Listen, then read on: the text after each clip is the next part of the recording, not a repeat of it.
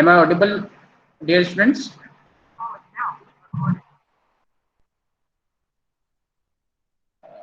Good afternoon. Dear students, you know very well that we are conducting this GATE classes under Prerna scheme of preparing SC and ST students for higher educations. तो आपको gate के syllabus आपने देखे होंगे। थोड़ा सा हम interactive बनाएंगे सेशन को, वन साइड एकदम नहीं चलाएंगे कि मैं बोल रहा हूँ और आप लोग सिर्फ सुन रहे हैं। तो please give me some response so that I can get whether you are getting और नॉट। तो आपने सिलेबस देख लिए सब लोगों ने?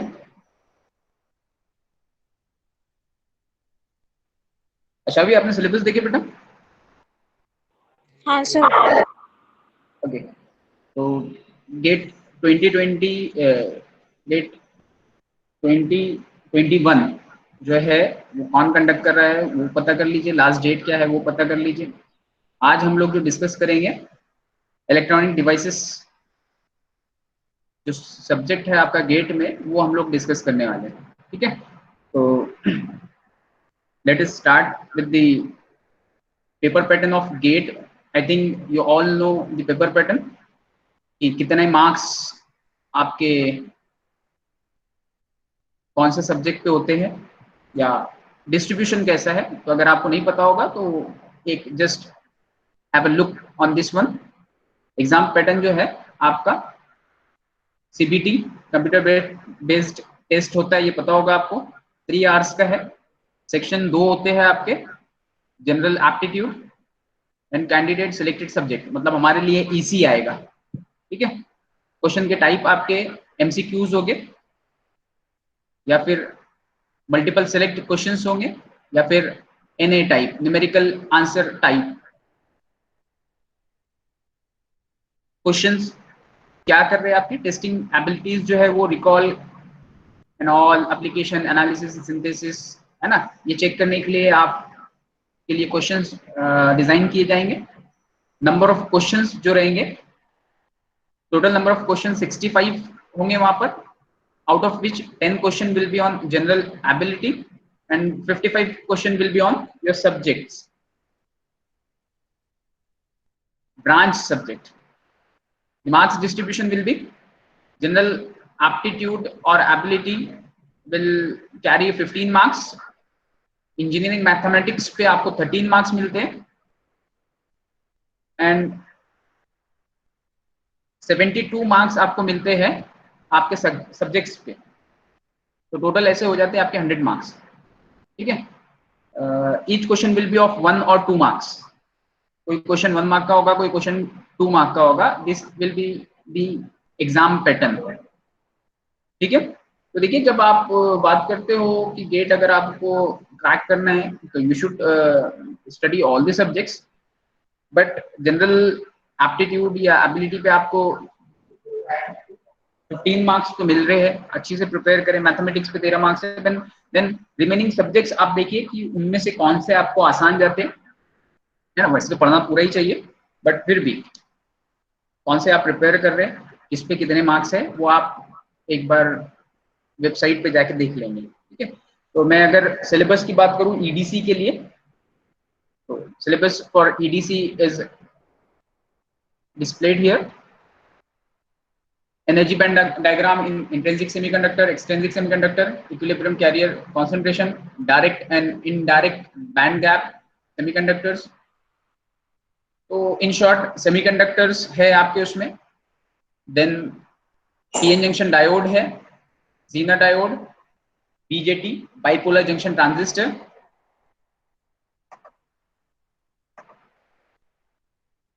MOSFET, MOS capacitor, photodiode and solar cell. ठीक है, ये जो है ये आपका ईडीसी का सब्जेक्ट है। अगर आप पूरा सब्जेक्ट पूरे सिलेबस देखना चाहते हैं तो देखिए मैं एक बार कौन कौन से सब्जेक्ट्स हैं हमारे उसमें मैं यहाँ पर आपको बता दूं एक बार।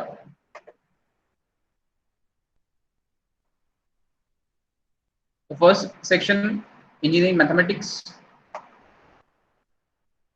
Networks, signals and system, third section electronic devices, fourth section analogue circuit, section 5 digital circuits, section 6 control system, and section 7 communication, and last one is electromagnetics. ये बेटा सब्जेक्ट्स है जो आपको पढ़ने हैं गेट के लिए, ठीक है। सबके लेक्चर्स आपको पता है शेड्यूल किए हुए हैं। तो इलेक्ट्रॉनिक डिवाइसेस पे हम आते हैं। आज जो हम लोग डिस्कस करेंगे semiconductors and PN junction diode के बारे में डिस्कस करेंगे। तो अब क्वेश्चंस कैसे पूछते हैं या क्वेश्चन कितने होते हैं गेट में इन सब्जेक्ट्स पे, तो थोड़ा सा हम एक क्वेश्चन पेपर देख लेते हैं गेट का, तो दैट आपको लगे कि हाँ क्वेश्चंस मिलते हैं कि नहीं मिलते, आपको समझ में आना चाहिए। तो मेरे पास यहाँ पर 3 क्वेश्चन पेपर है, मैं अभी एक देखता हूँ, अगर लास्ट में हमारे पास टाइम बचा तो we will go on another question paper, ठीक है। तो मैं यहाँ पर पहला एक गेट 2018 का एक क्वेश्चन पेपर ले रहा हूँ। ये सब क्वेश्चन पेपर आपको बेटा वेबसाइट पे मिल जाएंगे, जो आईआईटी की ऑफिशियल वेबसाइट है, वहां पर आपको ये सब क्वेश्चन पेपर्स मिल जाएंगे, ठीक है। तो देखिए फर्स्ट सेक्शन बेटा, एम आई ऑडिबल ना? Hello, yes sir. Is screen visible to you?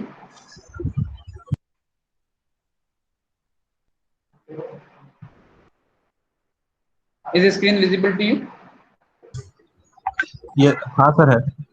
हाँ, तो देखिए मैं थोड़ा सा आपको पहला गेट 18 का पेपर बता रहा हूँ। Thank you. तो देखिए पहला सेक्शन आपका 1 to 5 जो क्वेश्चन है वो 1 मार्क का है, जनरल एबिलिटी और एप्टीट्यूड के ऊपर में। देन 6 to 10 2 मार्क्स के लिए, मतलब 15 मार्क्स ये सेक्शन में आपको मिलेंगे जो कि एप्टीट्यूड के ऊपर में है, ठीक है। देन यहाँ पर आपका एंड ऑफ क्वेश्चन पेपर होता है फॉर जनरल एबिलिटी और एप्टीट्यूड। फिर उसके बाद आपका आता है, देखिए नेक्स्ट जो आ रहा है question number 1 to 25 carry 1 marks each. तो देखिए सबसे पहला क्वेश्चन ही इलेक्ट्रॉनिक डिवाइसेस पे है जो कि मॉसफेट पे है। मैं यहाँ पर अभी क्वेश्चन डिस्कस नहीं कर रहा हूँ, पहले हम थोड़ा सा थ्योरी पढ़ेंगे, देन हम आएंगे बाद में क्वेश्चंस के ऊपर में। मैं सिर्फ बताना चाह रहा हूँ कि क्वेश्चन देखिए आपको मिलते हैं, कितने मिलते हैं, सपोज 1 मार्क यहाँ पर हो गया, देन ये एनालॉग के ऊपर में है, देन ये क्वेश्चन नंबर 3 भी इलेक्ट्रॉनिक डिवाइसेस पे है। देन उसके बाद आगे हम मूव करते हैं, तो देखिए question number 7 is on also electronic devices, मतलब 3 मार्क्स यहाँ पर हो गए आपको ईडीसी पे। देन थोड़ा सा और आगे मूव करते हैं,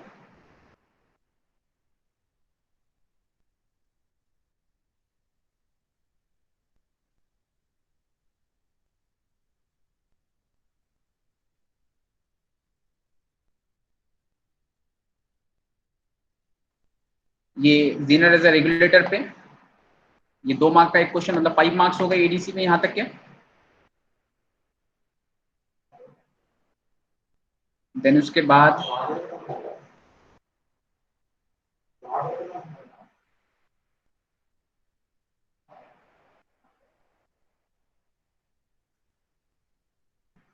question number 37 again ADC, 2 mark इस पे, मतलब 5 और 2 7 मार्क्स हो गए।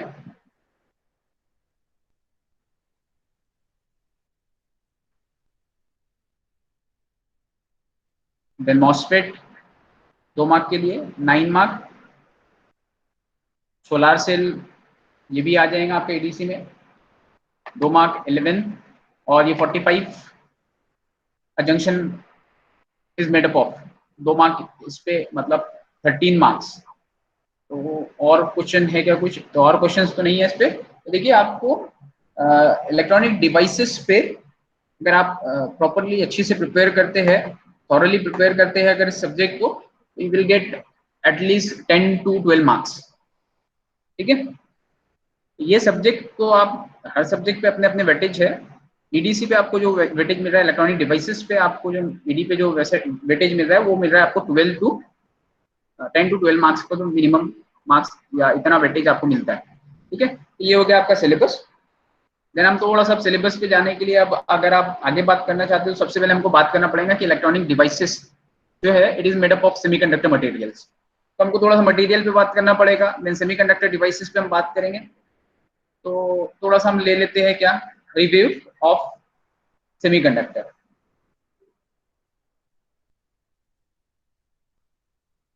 ठीक है, तो materials depending upon the energy band or electrical property, materials are classified as conductor। Conductor के लिए हमको पता है कि अगर एनर्जी बैंड की बात करते हैं तो इट हैज हाईली कंडक्टिव, मतलब इट हैज कंडक्टिव प्रॉपर्टी, और balance band and conduction band overlaps each other, है ना। बैंड के ऊपर में हम थोड़ा सा बाद में आऊंगा, अभी के लिए आप वैसे ऑलरेडी आप लोग जानते हैं कि बैलेंस बैंड कंडक्शन बैंड क्या होता है, फिर भी एक बार रिव्यू ले रहे हैं हम। और कंडक्टर में हमको पता है कि balance band and conduction band क्या रहते हैं, ओवरलैप होते हैं। तो ये जो कि यहाँ पर आपको दिख रहा होगा। ठीक है, ये पोर्शन देखिए, ये पोर्शन में this is your conduction band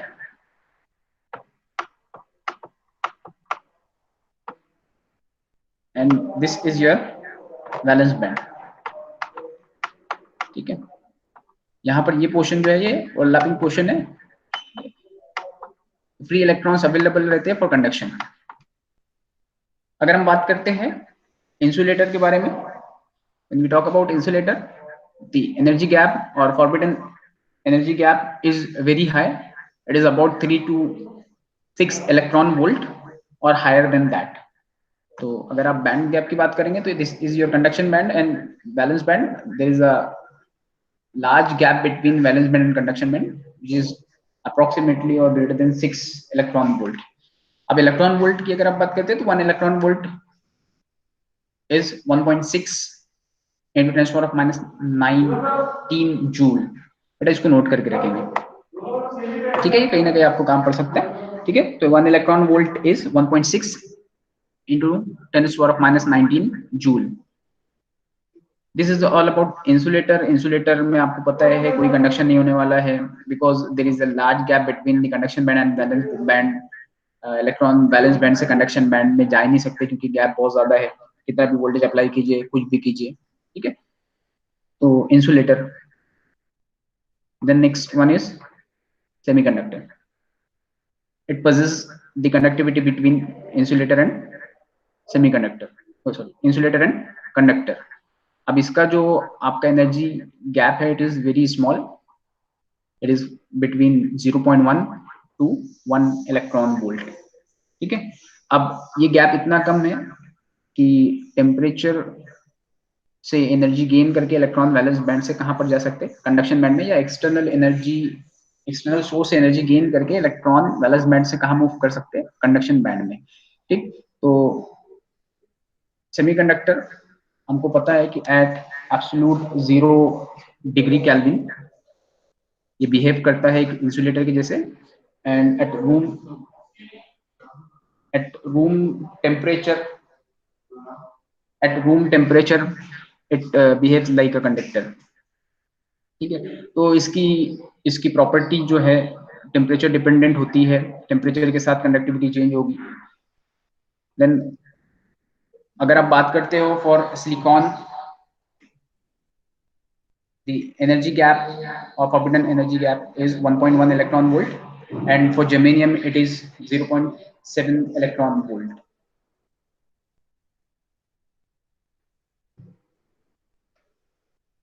ये जो एनर्जी गैप है ये टेम्परेचर पे डिपेंड करता है। ठीक है, तो अगर आप सिलिकॉन के लिए कैलकुलेट करना चाहते हो तो for silicon the energy gap is given as 1.21 minus 3.6 into 10 power of minus 4 T, it is the temperature। For germanium formula will be this one।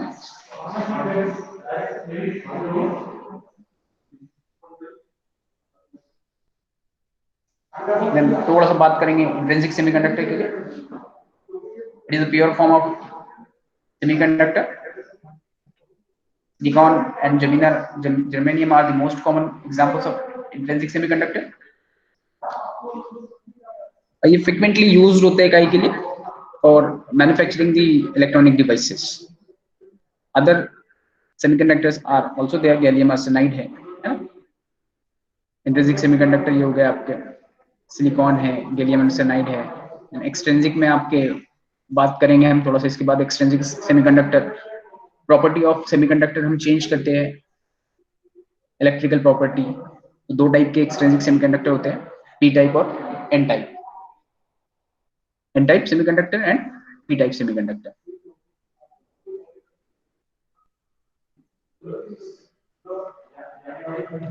थोड़ा सा एटॉमिक स्ट्रक्चर की बात करते हैं, थोड़ा सा मैं फास्ट मूव करता हूँ यहाँ से। Atomic structure of silicon is 14। तो 14 है तो हमको स्ट्रक्चर पता है कि ये आपका न्यूक्लियस है।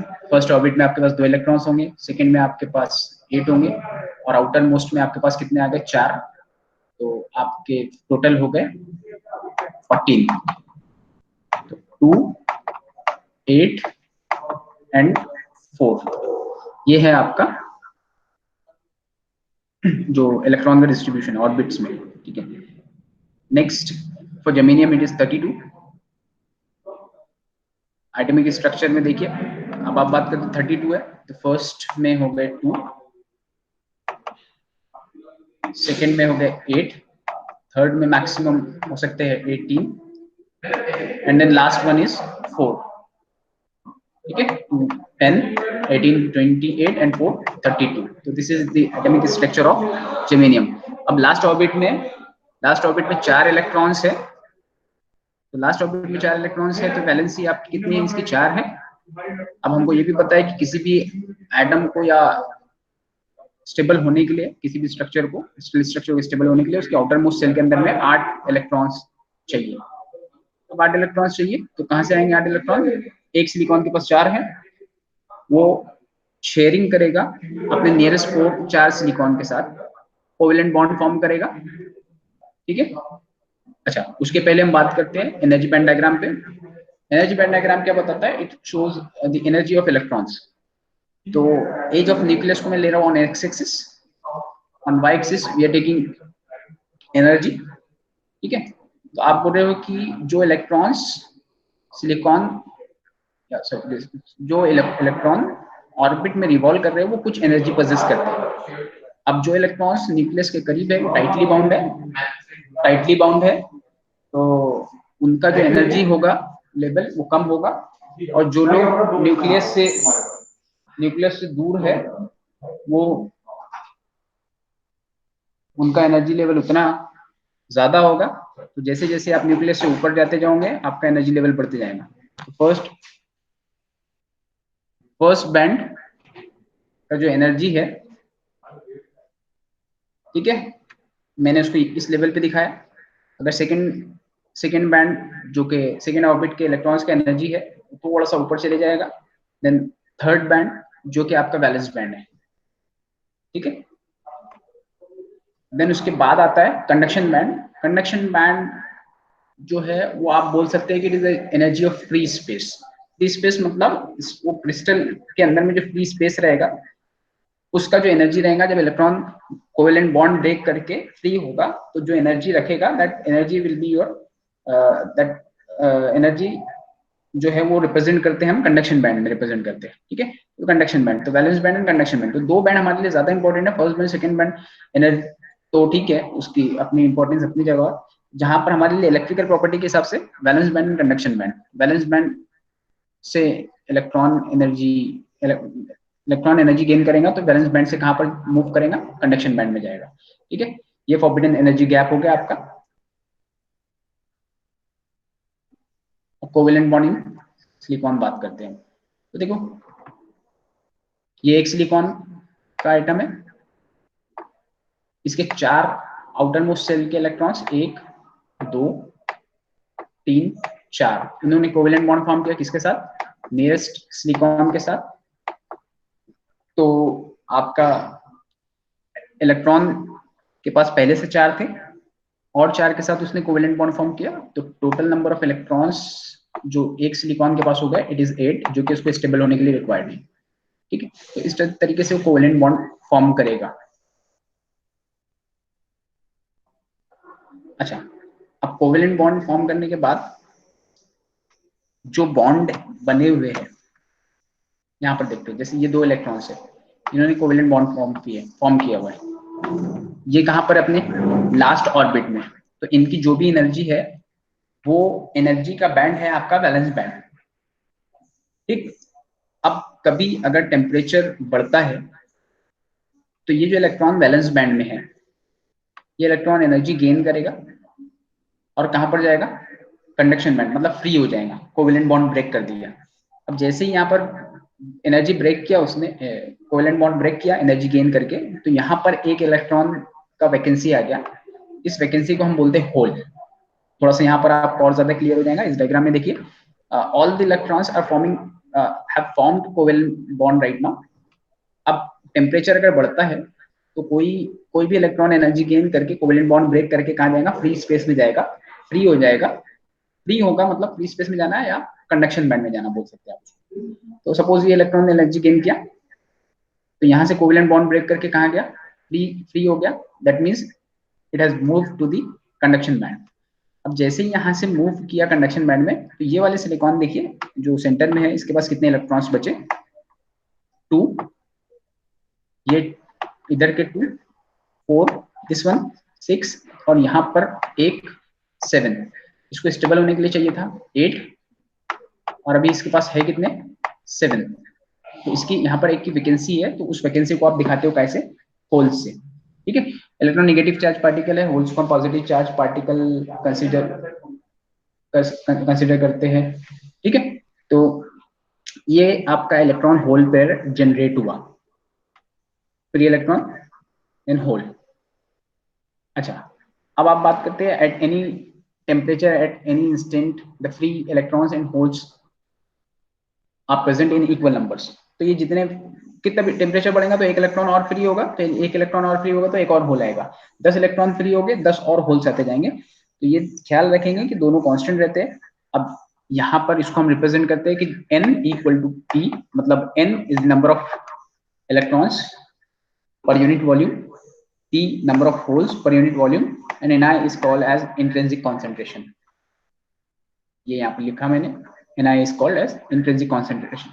ये याद रखेंगे, n equal to p equal to Ni कब, ठीक है, ये किसके लिए बात करें, इंट्रिंसिक के लिए बात कर रहे हैं हम। ठीक है,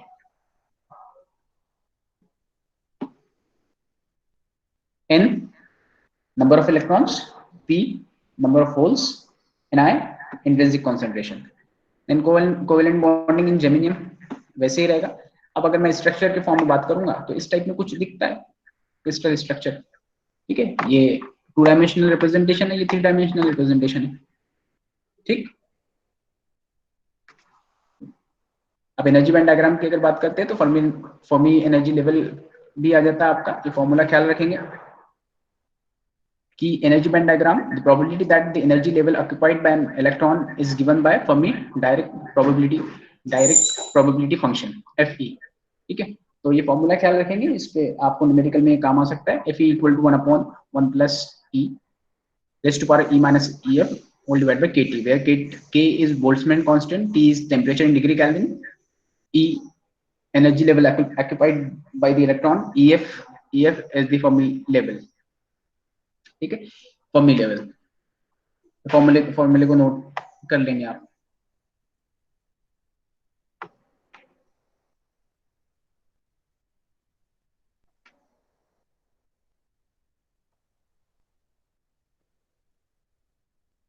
देन बात करते हैं थोड़ा सा एक्सट्रिंसिक सेमीकंडक्टर के बारे में। अब बात में वापस पे से आता हूँ एक्सट्रिंसिक की जरूरत क्यों है, पहले हम फिर बात करते हैं इंट्रिंसिक पे। इंट्रिंसिक पे देखिए, अगर मैं बात करता हूँ यहाँ पर, जब तक के इलेक्ट्रॉन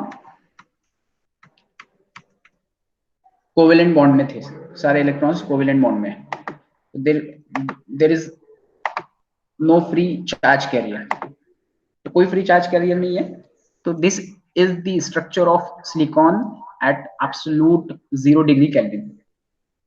तो एब्सोल्यूट 0 डिग्री केल्विन पे कोई फ्री चार्ज कैरियर नहीं है। अगर आप इसको सप्लाई कनेक्ट करते हो, लेट्स से इधर पॉजिटिव लगाते हो, इधर नेगेटिव लगाते हो,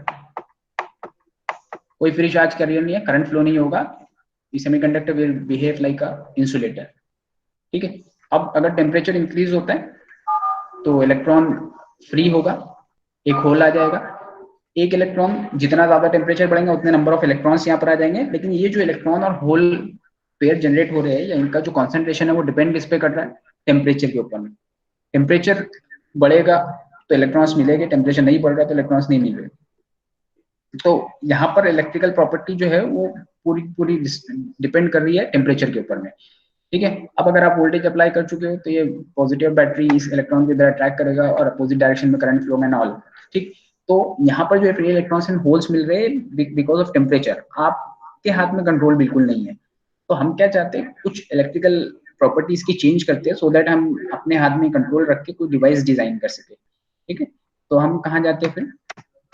एक्सट्रिंसिक सेमीकंडक्टर पे। तो एक्सट्रिंसिक सेमीकंडक्टर में दो टाइप के सेमीकंडक्टर है, एक एन टाइप और एक पी टाइप। अब एक्सट्रिंसिक सेमीकंडक्टर कैसे बनाते हैं? जो प्योर फॉर्म ऑफ सेमीकंडक्टर है उसके अंदर में आप कुछ इम्प्योरिटीज ऐड करेंगे। जब वो इम्प्योरिटीज आप ऐड करते हो तो प्योर फॉर्म को आप इम्प्योर फॉर्म में कन्वर्ट करते हो, उसकी इलेक्ट्रिकल प्रॉपर्टी चेंज करते हो, एंड देन ये सेमीकंडक्टर बिकम्स एक्सट्रिंसिक सेमीकंडक्टर। और उसमें भी दो टाइप बनते हैं, अलग अलग टाइप की इम्प्योरिटी ऐड करेंगे तो एन टाइप बनेगा और पी टाइप बनेगा। तो जब आप बोलते हो कि वही, अगर आप इम्प्योरिटी ऐड कर रहे हो तो जो आप इम्प्योरिटी ऐड कर रहे हो उसको आप डोपिंग बोलते हो प्रोसेस को। और जिस टाइप, जैसे जो टाइप की इम्प्योरिटी ऐड कर रहे हो, ठीक है, तो दो टाइप की इम्प्योरिटी होती है, एक trivalent impurity and pentavalent impurity. और जिस मटेरियल को आप उसमें डोप कर रहे हो that is called as dopant, उसको हम क्या बोलते हैं? डोपेंट बोलते हैं। ठीक। तो when pentavalent impurity is added, it forms n-type semiconductor.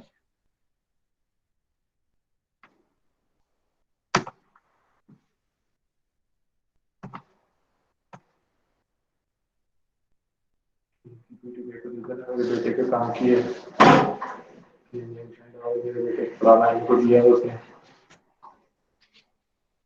Okay, n-type semiconductor, when we want to n-type semiconductor बनाना है तो हम पेंटावेलेंट इम्प्योरिटी ऐड करते हैं पेयर फॉर्म में। तो पेंटावेलेंट इम्प्योरिटी जिसके आउटर मोस्ट सेल के अंदर में आपके पास 5 इलेक्ट्रॉन्स है, तो पेंटावेलेंट इम्प्योरिटी फॉस्फोरस है, आर्सेनिक है, एंटीमनी है। तो मैं यहाँ पर एक फॉस्फोरस ले लेता हूँ। फॉस्फोरस के आउटर मोस्ट सेल के अंदर में 5 इलेक्ट्रॉन्स है, सिलिकॉन के आउटर मोस्ट सेल में आपके पास 4 इलेक्ट्रॉन्स है। टोटल हो गया आपके पास 9 इलेक्ट्रॉन्स। ठीक है। मुझे स्टेबल होने के लिए या उस क्रिस्टल स्ट्रक्चर को स्टेबल होने के लिए कितने इलेक्ट्रॉन्स चाहिए? आउटर मोस्ट सेल में 8 चाहिए, आपके पास कितने आ गए?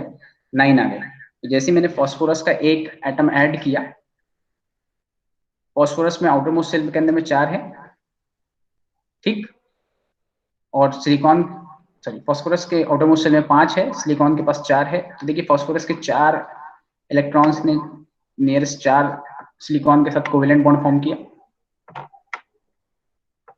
ये कोवेलेंट बॉन्ड फॉर्म किए इन्होंने, और यहाँ पर हो गया टोटल 8, ये स्टेबल हो गया।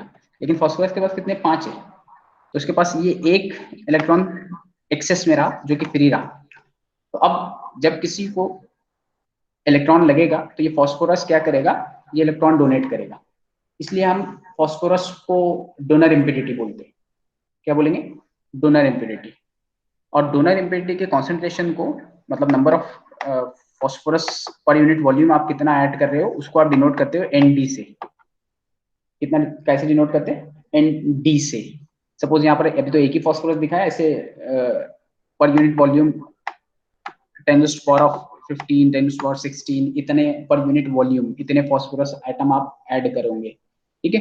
तो फॉस्फोरस के जितने ज्यादा आइटम ऐड करोगे, जैसे यहाँ पर एक किया तो एक फ्री इलेक्ट्रॉन मिला, 10 रहेंगे तो 10 फ्री इलेक्ट्रॉन्स, 1000 रहेंगे तो 1000, एंड मिलियंस ऑफ फॉस्फोरस के एटम आप ऐड करोगे तो मिलियंस ऑफ फ्री इलेक्ट्रॉन्स मिल जाएंगे। तो देखिए क्या है, एन टाइप में आपको क्या मिल रहा है, free electrons. Electron negative charge particle है, यहाँ पर पेंटावैलेंट इम्प्योरिटी ऐड करने से नेगेटिव चार्ज पार्टिकल मिल रहा है, इसलिए हम इसको बोलते हैं N type semiconductor material, N type semiconductor material. ये फ्री इलेक्ट्रॉन मिल रहा है आपको। देन उसके बाद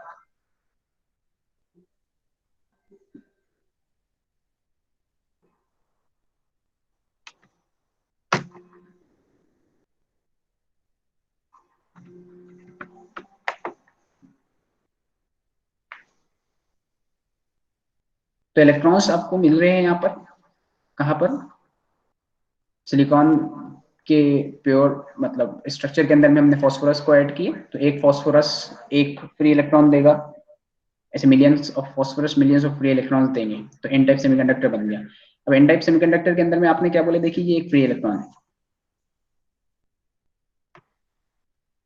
अब ये भी सेमीकंडक्टर मटेरियल ही है, टेम्परेचर बढ़ेगा तो यहाँ पर भी जो इलेक्ट्रॉन्स है वो क्या करेंगे, एनर्जी गेन करेंगे और फ्री होंगे। तो ये देखिए एक इलेक्ट्रॉन फ्री हुआ, अब जैसे ही ये फ्री हुआ यहाँ पर क्या आ गया,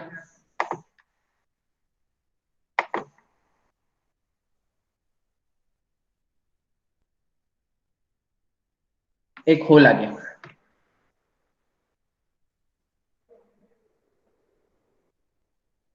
ठीक है, तो देखिए यहाँ पर जैसे ही एक इलेक्ट्रॉन फ्री हुआ, ये इलेक्ट्रॉन पहले यहाँ पर था, मैं वापस फिर से दिखाता हूँ आपको, एनिमेशन देखिए।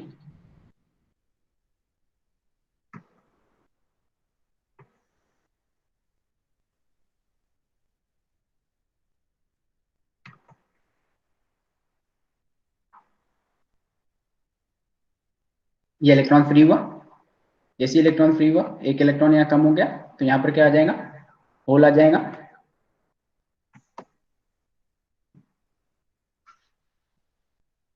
तो देखिए यहाँ पर एक होल आ गया। अच्छा पहले से यहाँ पर कितने इलेक्ट्रॉन्स थे, फॉस्फोरस के जितने आइटम उतने इलेक्ट्रॉन्स, ये एक इलेक्ट्रॉन और आ गया, जैसे पहले से यहाँ पर थाउजेंड्स ऑफ इलेक्ट्रॉन्स थे प्लस वन, तो 1000 + 1 मतलब 1001, 1001, और यहाँ पर कितना एक होल आया एक। अगर ऐसे 10 इलेक्ट्रॉन फ्री हो गए तो 10 इलेक्ट्रॉन और आ जाएंगे और 10 होल्स आ जाएंगे, पहले से 1000 इलेक्ट्रॉन्स, अभी 10 और होल्स 10 ही है, तो पहले से जो इलेक्ट्रॉन है वो ज्यादा है, बहुत सारे हैं, और होल्स कम है। तो एन टाइप मटेरियल के अंदर में आप इसलिए बोलते हैं कि electrons are majority charge carrier and holes are minority charge carriers. ठीक है, ख्याल रखेंगे। अच्छा दूसरी पॉइंट कि ये जो इलेक्ट्रॉन फॉस्फोरस के साथ है ये डोपिंग की वजह से आया है, ये वाला इलेक्ट्रॉन जो आया है ये टेम्परेचर की वजह से आया है। तो ये तो मेजोरिटी में हो गए, माइनॉरिटी में जो होल्स है ये क्यों आए, क्योंकि ये वाला इलेक्ट्रॉन कोवेलेंट बॉन्ड ब्रेक करके ऊपर गया। तो याद रखेंगे कि माइनॉरिटी चार्ज कैरियर जो है वो टेम्परेचर पे डिपेंड करते हैं, क्या पे डिपेंड करते हैं, टेम्परेचर पे। ठीक है, तो टेम्परेचर डिपेंडेंट होते हैं माइनॉरिटी चार्ज कैरियर, तो उनका कॉन्सेंट्रेशन पूरा का पूरा डिपेंड करेगा टेम्परेचर के ऊपर में। The concentration of minority charge carrier depends on temperature.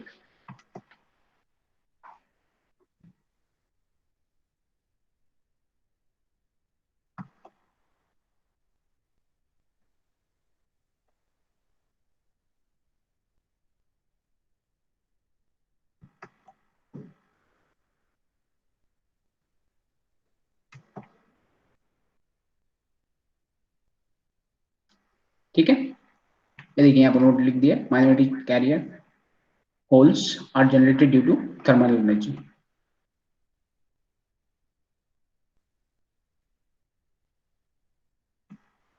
Then P type semiconductor. अब पी टाइप सेमीकंडक्टर बनाने के लिए आपको ट्राइवेलेंट इम्प्योरिटी ऐड करना पड़ेगा। Trivalent impurities are those impurities which has 3 electrons in its outermost cell। outermost cell के अंदर में कितने, 3 इलेक्ट्रॉन्स रहने वाले। ठीक है, तो boron, gallium, indium are the acceptor impurities और ट्राइवेलेंट इम्प्योरिटीज। अब एक्सेप्टर क्यों बोलते हो थोड़ी देर बाद देखते हैं। तो आप बात करते हो, लेट से बोरॉन ले लीजिए तो बोरॉन के आउटरमोस्ट शेल में 3 इलेक्ट्रॉन्स, सिलिकॉन के कितने, 4, 4 और 3 7, हमको चाहिए कितने 8 चाहिए, 8 रिक्वायर्ड है, 7 है, तो 1 की वैकेंसी है। ठीक है, तो देखिए स्ट्रक्चर पे आते हैं हम। ये बोरॉन के 3 इलेक्ट्रॉन्स, सिलिकॉन के 3 इलेक्ट्रॉन्स के साथ कोवेलेंट बॉन्ड फॉर्म कर लिए। ये सिलिकॉन का 1 इलेक्ट्रॉन, यहां पर 1 इलेक्ट्रॉन का वैकेंसी है। ठीक है, तो एक बोरॉन ने एक वैकेंसी क्रिएट किया, और इस इलेक्ट्रॉन के वैकेंसी को हम क्या बोलते हैं, इस vacancy is called as hole. ठीक है, तो ऐसे ऐसे मिलियन ऑफ बोरॉन्स के एटम आप ऐड करोगे तो मिलियंस ऑफ होल्स आ जाएंगे। ठीक है, तो ये होल आ गया आपका।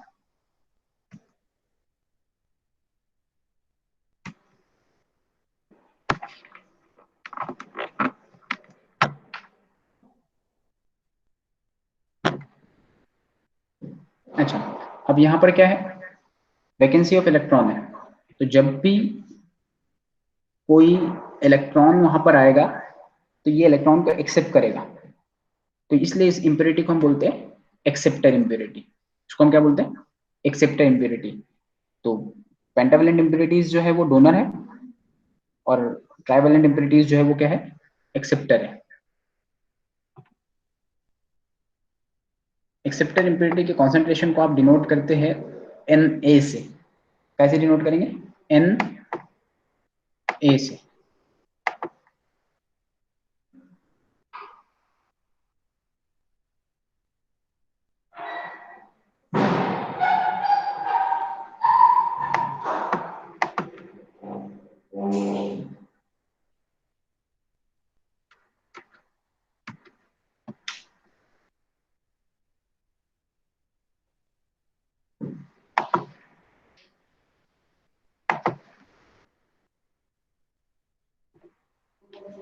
आई थिंक थोड़ा सा लोड होने में प्रॉब्लम हो रहा है, 2 मिनट में इसको बैकग्राउंड में जो प्रोग्राम चल रहे हैं मैं उसको थोड़ा सा क्लीन कर दूं।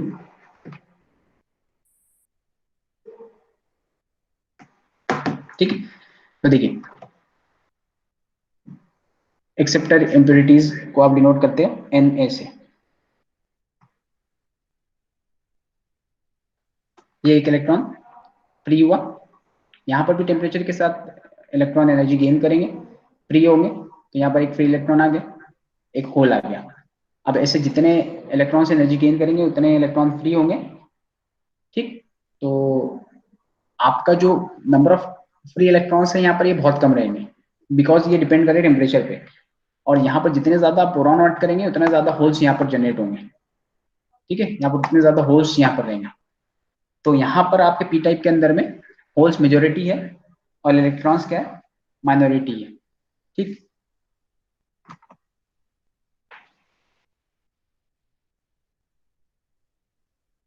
तो एक बार हम थोड़ा सा यहाँ तक कि हमारा जो बेसिक हमको डिस्कस करना था वो हमारा डिस्कशन हो चुका है। इसके बाद हम formation of P N junction पे जाएंगे, देन कुछ फॉर्मूलेज देखेंगे एंड देन उसमें न्यूमेरिकल सॉल्व करेंगे। ठीक है, तो सबसे पहले आप बताइए,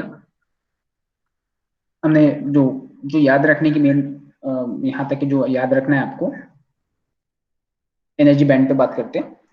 ठीक है, तो कंडक्टर के अंदर में जो कंडक्शन बैंड है एंड वैलेंस बैंड है वो ओवरलैप हो रहा। इंसुलेटर के अंदर में इट इज अबाउट, जो इंसुलेटर है उसके केस में आपका जो एनर्जी बैंड है इट इज वेरी, मतलब गैप जो है वो बहुत ज्यादा है, it is about 3 to 6 electron volt और उससे भी ज्यादा।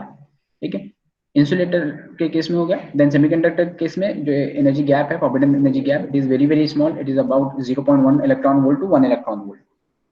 सिलिकॉन के लिए ऑलमोस्ट 1.1 आता, एंड जर्मेनियम के लिए अप्रोक्सीमेटली 0.7 समथिंग जो आता है। ठीक है, फिर उसके बाद आपने 1 इलेक्ट्रॉन वोल्ट कितना होता है, तो आपने वो देखी कि 1.6 इंटू 10⁻⁻19 जूल होता है 1 इलेक्ट्रॉन वोल्ट इक्वल टू। उसके बाद आप बात करते हो कि इंट्रिंसिक सेमीकंडक्टर जो मोस्ट कॉमनली यूज होते हैं वो आपके सिलिकॉन और जर्मेनियम है। देन एक्सट्रिंसिक पे आप बात करते हो तो 2 टाइप के होते हैं, एन टाइप और पी टाइप। फिर आपने बात की कि एन टाइप बनाने के लिए आपको जो इम्प्योरिटी है वो पेंटावेलेंट इम्प्योरिटी ऐड करना पड़ेगा। पेंटावेलेंट इम्प्योरिटीज जो है phosphorus, arsenic, antimony. These are the pentavalent impurities which has 5 electron in its outermost shell. तो पेंटावेलेंट इम्प्योरिटी ऐड करोगे तो 5 इलेक्ट्रॉन्स, सपोज फास्फोरस ले लेता हूँ तो उसके आउटरमोस्ट शेल के 5 इलेक्ट्रॉन, सिलिकॉन के 4, टोटल हो गए 9। हमको स्टेबल होने के लिए चाहिए 8, तो एक एक्सेस में है, तो आप बोलोगे एक फ्री इलेक्ट्रॉन एक्सेस में है, तो ये कभी भी डोनेट करेगा जिसको जरूरत होगी, तो इसलिए हम इसको डोनर इम्प्योरिटी बोलते हैं। डोनर इम्प्योरिटी के कॉन्सेंट्रेशन को आप डिनोट करते हैं एन डी से। उसके बाद अब एक्सेप्टर इम्प्योरिटी पे बात करते हैं। देन ट्राइवेलेंट इम्प्योरिटीज आप ऐड करते हो, ट्राइवेलेंट इम्प्योरिटीज आप ऐड करते हो तो आपका पी टाइप मटेरियल बनता है। पी टाइप मटेरियल में आप ये बोल सकते हैं कि क्या बोलते हैं, बोरॉन ऐड कर रहे हो, तो 3 बोरॉन के आउटरमोस्ट शेल के अंदर में 3 इलेक्ट्रॉन्स, सिलिकॉन के 4, टोटल हो गए 7, आपको चाहिए था 8, एक की वैकेंसी है, उसको हम होल बोलते हैं। तो देखिए ये पी टाइप मटेरियल ले रहा हूँ, सपोज ये जो यहाँ पर ये जो व्हाइट कलर से सर्कल दिख रहे हैं, ये आपका बोरॉन का एटम है ना। अब ये एक बोरॉन का एटम, इससे जो एक है, इससे एक होल एसोसिएटेड है, हर बोरॉन के साथ एक होल एसोसिएटेड है। ये जो इलेक्ट्रॉन आपको दिख रहा है, it is thermally generated minority charge career free electron, ठीक है। अब हर बोरॉन के पास क्या है, एक होल है। अब जब बात करते हैं आप एन टाइप की, एन टाइप यहाँ पर से लेट्स से इट इज अ फास्फोरस, ठीक है। तो फास्फोरस के एक एटम के साथ एक इलेक्ट्रॉन एसोसिएटेड है, हर फास्फोरस के एटम के साथ एक इलेक्ट्रॉन एसोसिएटेड है। ये जो होल है this is a minority charge career, ठीक है, जो कि थर्मल एनर्जी की वजह से जनरेट हुआ है। देन उसके बाद अगर आप बात करते हैं formation of P junction, then जब आप केमिकली पी टाइप और एन टाइप मटेरियल को आप केमिकली कंबाइन करोगे, when the P type and N type material are chemically combined, तो जो फॉर्म होता है उसको हम बोलते हैं पी एन जंक्शन। तो पी एन जंक्शन फॉर्म होता है आपका, पी एन जंक्शन फॉर्म होगा तो क्या होगा, ये है आपका पी टाइप मटेरियल, ये है आपका N type material. In N type और N region we have more number of electrons or concentration of electrons is very high in n type, and in p type material we have holes in majority charge। तो holes majority है P type में, N type में electrons majority है। जब इनको आप combine करोगे तो हमें पता है कि कोई भी चीज हायर कॉन्सेंट्रेशन से लोअर कॉन्सेंट्रेशन की तरफ मूव करेगी ड्यू टू ग्रेडियंट। अब यहाँ से आपका क्या होगा कि इलेक्ट्रॉन्स मूव करेंगे पी साइड की तरफ। देखिए ये एक इलेक्ट्रॉन मूव करके कहाँ गया, इस तरफ गया पी रीजन में। अब जैसे ही यहाँ पर गया तो उसको एक बोरॉन का एटम मिला।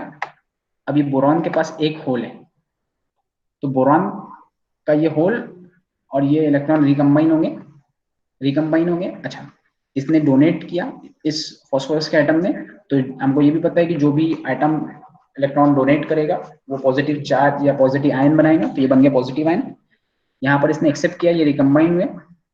ये रिकम्बाइन होने के बाद कोई भी एटम अगर इलेक्ट्रॉन को एक्सेप्ट करता है तो वो क्या बनाता है, नेगेटिव आयन। तो यहाँ पर एक नेगेटिव, यहाँ पर एक पॉजिटिव आयन आ गया, यहाँ पर नेगेटिव आयन आया। ऐसे ही और इलेक्ट्रॉन्स इधर से इस तरफ जाएंगे, एन साइड से पी की तरफ जाएंगे, ये इलेक्ट्रॉन को डोनेट करेंगे, यहाँ पर पॉजिटिव आयन आएगा, यहाँ पर कोई एक्सेप्ट करेंगे या नेगेटिव आयन आएगा। इधर से डोनेट करते जाएंगे पॉजिटिव आयन, इधर से एक्सेप्ट करते जाएंगे नेगेटिव आयन बनते जाएगा, ठीक है। तो ऐसे ही जंक्शन के क्रॉस में पॉजिटिव या नेगेटिव आयन का लेयर बनेगा। यहाँ पर एक बार हम फिर से देखते हैं, ठीक है। अब देखिए यहाँ पर जो मैं बता रहा हूँ, this is your P region. ये जो सर्कल है इट रिप्रेजेंट्स एटम। अब यहाँ पर अंदर में मैंने निगेटिव रखा हुआ है और यहाँ पर ऊपर में क्या लगा हुआ है, पॉजिटिव। ये जो ऊपर में पॉजिटिव लिखा हुआ है ये रिप्रेजेंट कर रहा है, लेट्स से ये होल को रिप्रेजेंट कर रहा है। और यहाँ पर जो मैं निगेटिव लिखा हुआ है इसलिए लिखा हुआ है क्योंकि फ्यूचर में कभी ये एटम अगर इलेक्ट्रॉन को एक्सेप्ट करेगा, ये एक्सेप्टर है, एक्सेप्ट करेगा और नेगेटिव आयन में कन्वर्ट हो जाएगा, ठीक है। इसलिए यहाँ पर पहले से निगेटिव लिखा हुआ है। यहाँ पर जो नेगेटिव है ये रिप्रेजेंट कर रहा है इलेक्ट्रॉन्स को, और ये जो एटम है यहाँ पर जो अंदर में पॉजिटिव लिखा हुआ है ये इसलिए लिखा हुआ है क्योंकि ये जो फास्फोरस का एटम है ये इलेक्ट्रॉन को डोनेट करके बाद में पॉजिटिव आयन बनाएगा, ठीक है। अब ये पी टाइप और एन टाइप को मिलाए तो बीच में जो रहेगा जंक्शन रहेगा, called as a PN junction. अब देखिए जंक्शन के क्रॉस में क्या होगा, यहाँ से एक इलेक्ट्रॉन इधर गया, इस होल के साथ रिकम्बाइन हुआ, यहाँ पर पॉजिटिव, यहाँ पर पॉजिटिव आयन आ गया, ये क्या बन गया, निगेटिव आयन। यहाँ से एक इलेक्ट्रॉन और इधर गया, होल के साथ रिकम्बाइन हुआ, यहाँ पर पॉजिटिव आयन, यहाँ पर निगेटिव आयन। ऐसे इधर से भी इलेक्ट्रॉन इधर गया, पॉजिटिव आयन, निगेटिव आयन। ठीक है, अब ये पॉजिटिव निगेटिव आयन बनते गए। अब ऐसा नहीं है कि और इलेक्ट्रॉन्स इधर नहीं जा सकते, ये इलेक्ट्रॉन भी इधर जाने की कोशिश करेगा, बट जब यहाँ पर sufficient amount of negative ion का लेयर बन जाएगा तो ये इलेक्ट्रॉन्स को रिपेल करके यहीं पर रोक देंगे। this negative ion layer will not allow the electrons to cross the junction from n side to p side. अब जैसे ही आप देखते हो तो यहाँ पर नेगेटिव आयन आ गया, यहाँ पर पॉजिटिव आयन आ गया, तो जंक्शन के क्रॉस में नेगेटिव एंड पॉजिटिव आयन का लेयर बन गया, called as a depletion region, called as a depletion region. ठीक है, तो यहाँ पर एक डिप्लीशन लेयर बन चुका है, इधर पॉजिटिव, एन साइड में यहाँ पर पॉजिटिव आयन का लेयर है, यहाँ पर नेगेटिव आयन का। अब जैसे इलेक्ट्रॉन्स एन से पी की तरफ जा रहे हैं वैसे ही होल्स पी से एन की तरफ जा रहे हैं। ठीक है, holes positive charge carrier, electron जो है नेगेटिव चार्ज कैरियर है। ठीक है, ये हो गया आपका पीएन जंक्शन। अब ये जो पीएन जंक्शन के पास में पॉजिटिव या नेगेटिव आयन का लेयर बना है जंक्शन के पास में, अब यहाँ पर क्या है देखिए, इस साइड में यहाँ पर फ्री इलेक्ट्रॉन्स है, here we have free electrons in n region, here we have free holes in p region, but in depletion region we do not have any free charge carrier, as the depletion region or this region is depleted of free charge carrier। यहाँ पर कोई free charge carrier नहीं है, यहाँ पर free charge carrier की कमी है, that's why it is called as depletion region, that's why it is called as depletion region। तो यहाँ पर depletion region बन गया आपका। then इसको इम्मोबाइल आयंस भी बोलते हैं, फ्री आयंस जो है इम्मोबाइल्स, ये मूव नहीं कर पाएंगे इसलिए इम्मोबाइल आयंस बोलते हैं।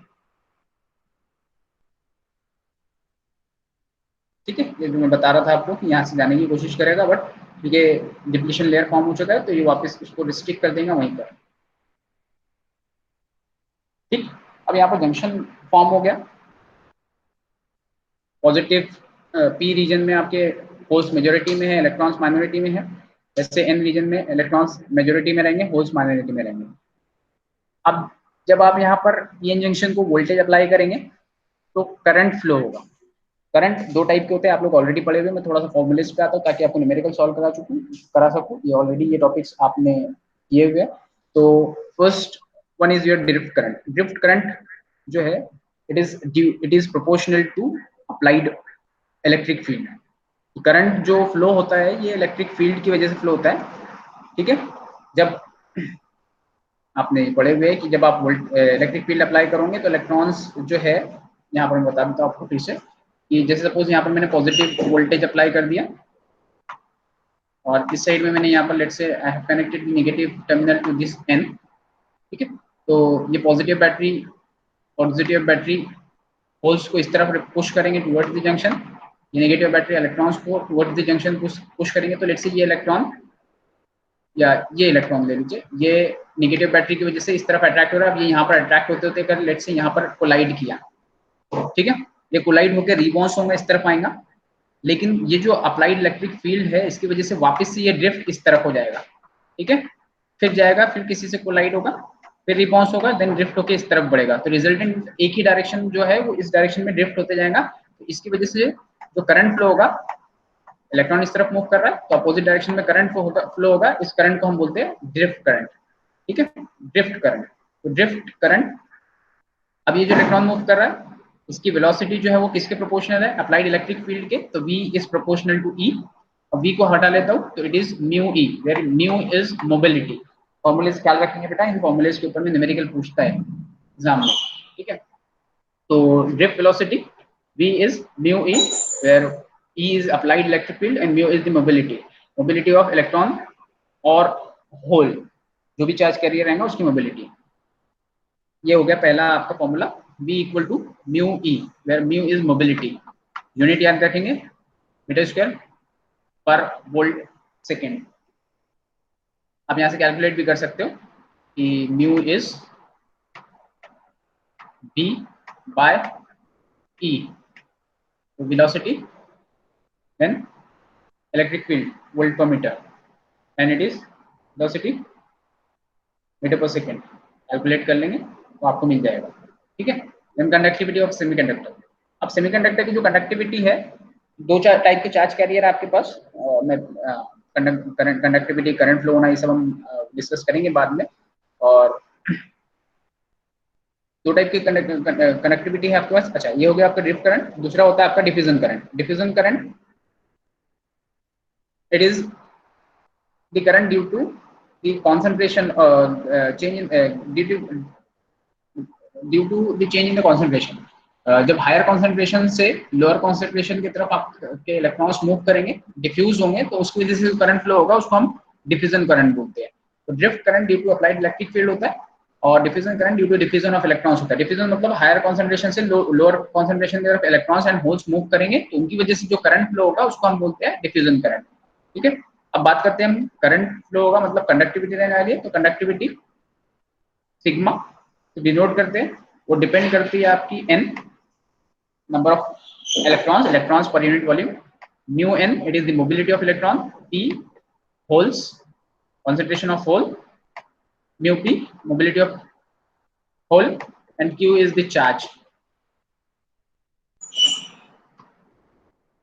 अब अगर मैं कंडक्टिविटी इंट्रिंसिक सेमीकंडक्टर के लिए कैलकुलेट करना चाहूंगा, तो इंट्रिंसिक सेमीकंडक्टर के लिए हमें पता है कि n equal to p equal to ni। तो ये n की जगह ni, ये p की जगह ni, उसको ब्रैकेट के बाहर ले लेंगे, तो आपका क्या हो जाएगा, sigma equal to ni equal to sigma equal to ni into mu n plus mu p into q. यहाँ तक के किसी को कोई तकलीफ है?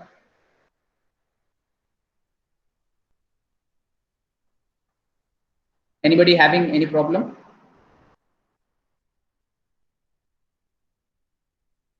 ये फॉर्मूलेज मैं डिराइव नहीं करा रहा अभी, it will take too much time, और क्वेश्चंस यूजुअली न्यूमेरिकल पूछता है, ठीक है। तो फॉर्मूलेज भी आप ख्याल में रखते हो तो आपको न्यूमेरिकल्स मिलते हैं। तो मैं थोड़ा सा आगे मूव होता हूँ बेटा, प्लीज किसी को कोई प्रॉब्लम होगी तो बोले, या अदरवाइज आप रिस्पॉन्स करें तो मैं आगे शल B move.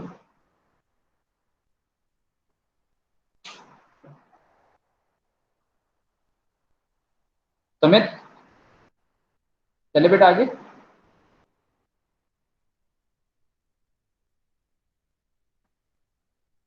Sumit,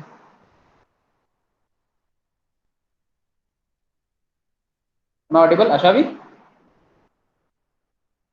yes sir. आगे आगे मूव करें, हाँ हाँ। ठीक है। तो कंडक्टिविटी ऑफ एक्सट्रिंसिक सेमीकंडक्टर के बारे में बात करते हैं, ठीक है। तो फॉर एन टाइप, अब देखिए आपकी कंडक्टिविटी क्या है, sigma is equal to n mu n p mu p into q. N type में आपको पता है कि electrons are majority charge carrier and holes are minority. तो जो आपका ये एन है, इसको हम रिप्रेजेंट करते हैं, अच्छा कितने नंबर ऑफ इलेक्ट्रॉन्स रहेंगे जितने आप इम्प्योरिटी ऐड करेंगे। तो n is approximately equal to n d, donor impurity के बराबर रहेगा, and it is very very greater than p। तो ये वाला जो पार्ट है होस्ट माइनॉरिटी में, इसलिए आप इसको निग्लेक्ट कर सकते हैं, और n की जगह पुट करेंगे आप एन डी, तो आपका सिग्मा क्या बन जाएगा, देखिए आपका सिग्मा बन जाएगा n की जगह n d mu n into q. तो अगर आपको एक्सट्रिंसिक सेमीकंडक्टर की कंडक्टिविटी कैलकुलेट करने बोलता है, तो आपके पास सिंपल फॉर्मूला आपको एक ही ख्याल रखना है बेटा, उसमें ही चेंजेस करना है। देखिए मैं फिर से वापस जा रहा हूँ फॉर्मूले के ऊपर में।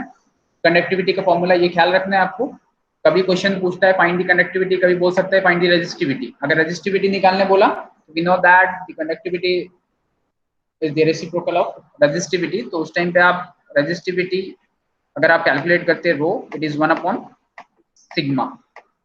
या फिर अगर आपको सिग्मा बोला है तो सिग्मा के लिए फॉर्मूला है, रो बोला है तो सिग्मा निकाल के 1 अपॉन कर लेंगे, आपको रेजिस्टिविटी भी मिल जाएगा। ये एक फॉर्मूला ख्याल रखेंगे कंडक्टिविटी का, उसमें ही चेंजेस करेंगे तो इंट्रिंसिक के लिए मिल गया। अब आगे मूव करते हैं, एक्सट्रिंसिक के लिए बोले आपने, तो एन टाइप बनाने के लिए आपको थोड़ा सा आपने देखे कि एन टाइप के लिए कंडक्टिविटी क्या आएगी, n equal to n d, then as holes in minority you can neglect that factor. उसको निग्लेक्ट करने के बाद आपका सिग्मा बन गया n d mu n q. और पी टाइप, अगर हमें पी टाइप बनाना है तो फिर क्या करना पड़ेगा, तो p type, in p type we have holes in majority. तो जो एक्सेप्टर इम्प्योरिटी है, एक्सेप्टर इम्प्योरिटी है, उनका कॉन्सेंट्रेशन को आप डिनोट करते हैं Na से, Na से। तो यहाँ पर जो P है, नंबर ऑफ होल्स, उसकी जगह आप पुट करोगे A, Na, और जो म्यू एन को आप निग्लेक्ट करोगे because the electrons are minority carriers. तो यहाँ पर आपका आ जाएगा Na into mu p into q. For p type sigma is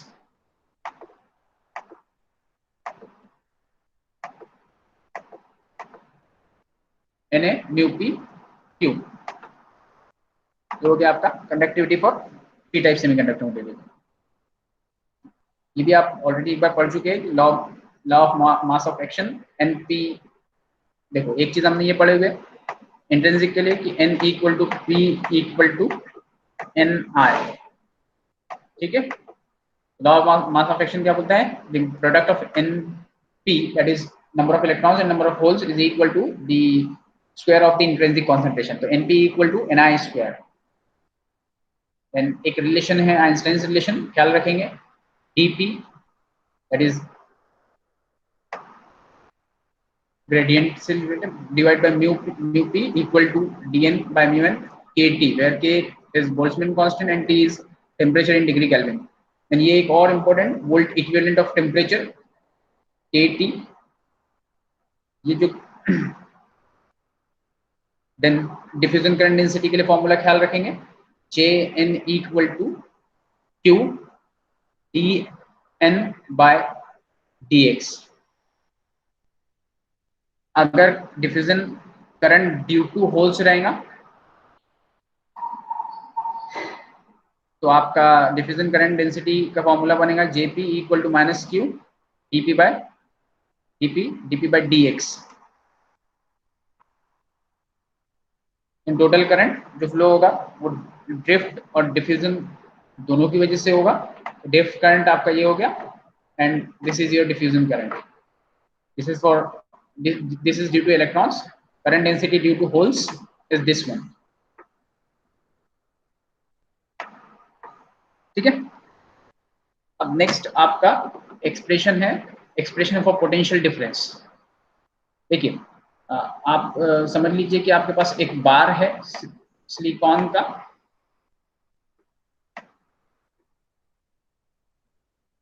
अब ये सिलिकॉन का जो बार है इसको अगर आपने नॉन यूनिफॉर्मली डोप किया है, कहीं पर डोपिंग बहुत ज्यादा है, here we have this region is highly doped and this region is lightly doped। तो यहाँ पर जहाँ पर डोपिंग ज्यादा है और जहाँ डोपिंग कम है, अगर ये दो पॉइंट लेते हैं हम, या इस बार को आप बोलोगे कि this bar is a non uniformly doped bar, this bar is a non uniformly doped bar. Non uniformly doped bar में जहां पर कॉन्सेंट्रेशन अलग अलग है तो यहाँ पर कुछ बिल्ट इन पोटेंशियल या पोटेंशियल डिफरेंस रहेगा। चार्जेस है, there will be potential difference, और डोपिंग नॉन यूनिफॉर्म है। तो सपोज मैं एक पॉइंट मार्क करता हूँ, let's say this point is x1 and this is the point x2। तो x1 पे लेट्स से होल्स में p टाइप मटेरियल बोलता हूँ, let's say it is a p type material, let's say x1 पे जो whole का concentration है it is p1 and x2 पे जो कॉन्सेंट्रेशन ऑफ होल है इट इज p2। तो इन दोनों पॉइंट के बीच में जो पोटेंशियल डिफरेंस है उसको हम डिनोट करेंगे v2 1 से, which will be equal to Vt, it is volt equivalent of temperature, Kt by Q और Kt ln of T1 by P2। अब ये जो Vt है इसको कैलकुलेट करने के लिए बहुत आसान से फॉर्मूला आप याद रखेंगे, इसको नोट कर लेंगे, Vt equal to it is T divided by 11600 ठीक है। ये फॉर्मूला ख्याल रखेंगे Vt का, Vt is T divide by 11600। अगर ये बार P टाइप की जगह N टाइप बार होता तो जो पोटेंशियल डिफरेंस है दो पॉइंट के बीच में उसके लिए फॉर्मूला ये होता, यहाँ पर P1 बाय P2 है, यहाँ N2 बाय N1 होता, where N2 the number of electrons or the concentration of electrons at point x2, and this is the concentration of electrons at point x1.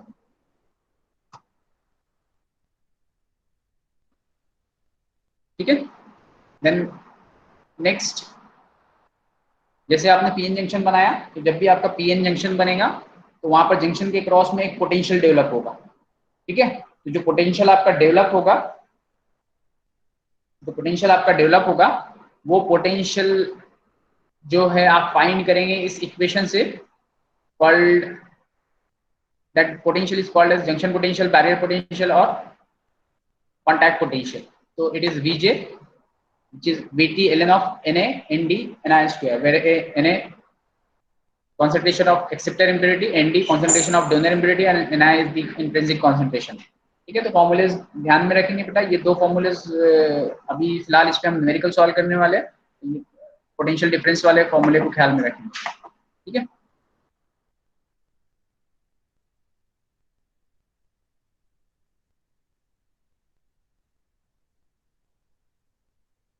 ये question gate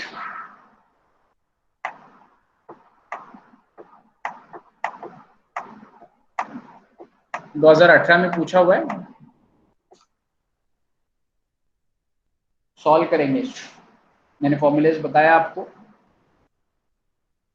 पहले इसको पढ़ेंगे। Question देखिए, आप पढ़े, फिर मैं आपको बताता हूँ कि हाउ टू सॉल्व इट।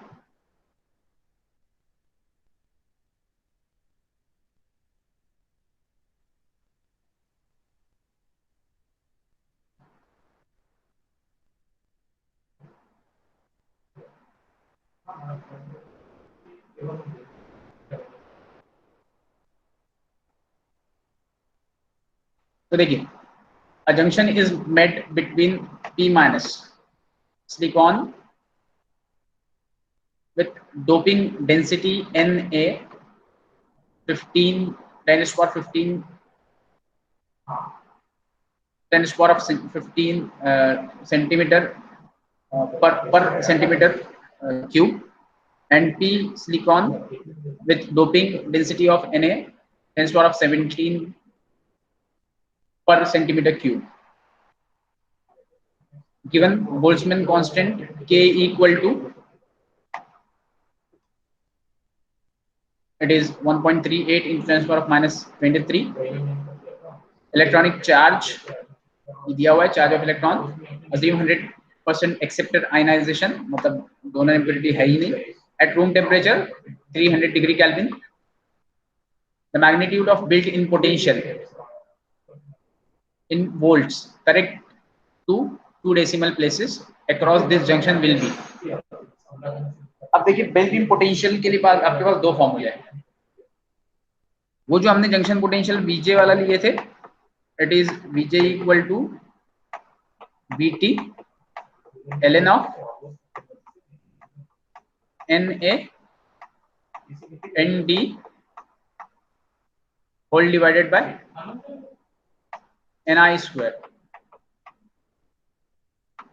ठीक है, आप चाहे तो ये फॉर्मूला यूज करिए, बट आपको दो अलग अलग कॉन्सेंट्रेशन दिए, पोटेंशियल डिफरेंस निकालना है, तो आपको एक बार Na लेके सॉल्व करना पड़ेगा, एक बार N1 Na2 लेना पड़ेगा, एक बार Na1 लेना पड़ेगा, देन सॉल्व करेंगे। तो फाइनली जब सॉल्व करेंगे तो आपका एक्सप्रेशन कुछ पोटेंशियल डिफरेंस के टर्म में ही आएगा। तो या सिंपल में हम इसको क्या करते हैं कि ये जो न्यूमेरिकल है, इसको आप समझिए कि क्या क्या दिया हुआ है, एक बार फिर से समझिए।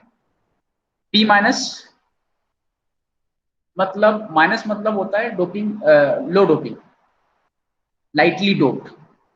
P मतलब मॉडरेटली डोप्ड, और P प्लस आप उस वक्त बोलते हैं जब आप बोलते हैं कि when this semiconductor is heavily doped.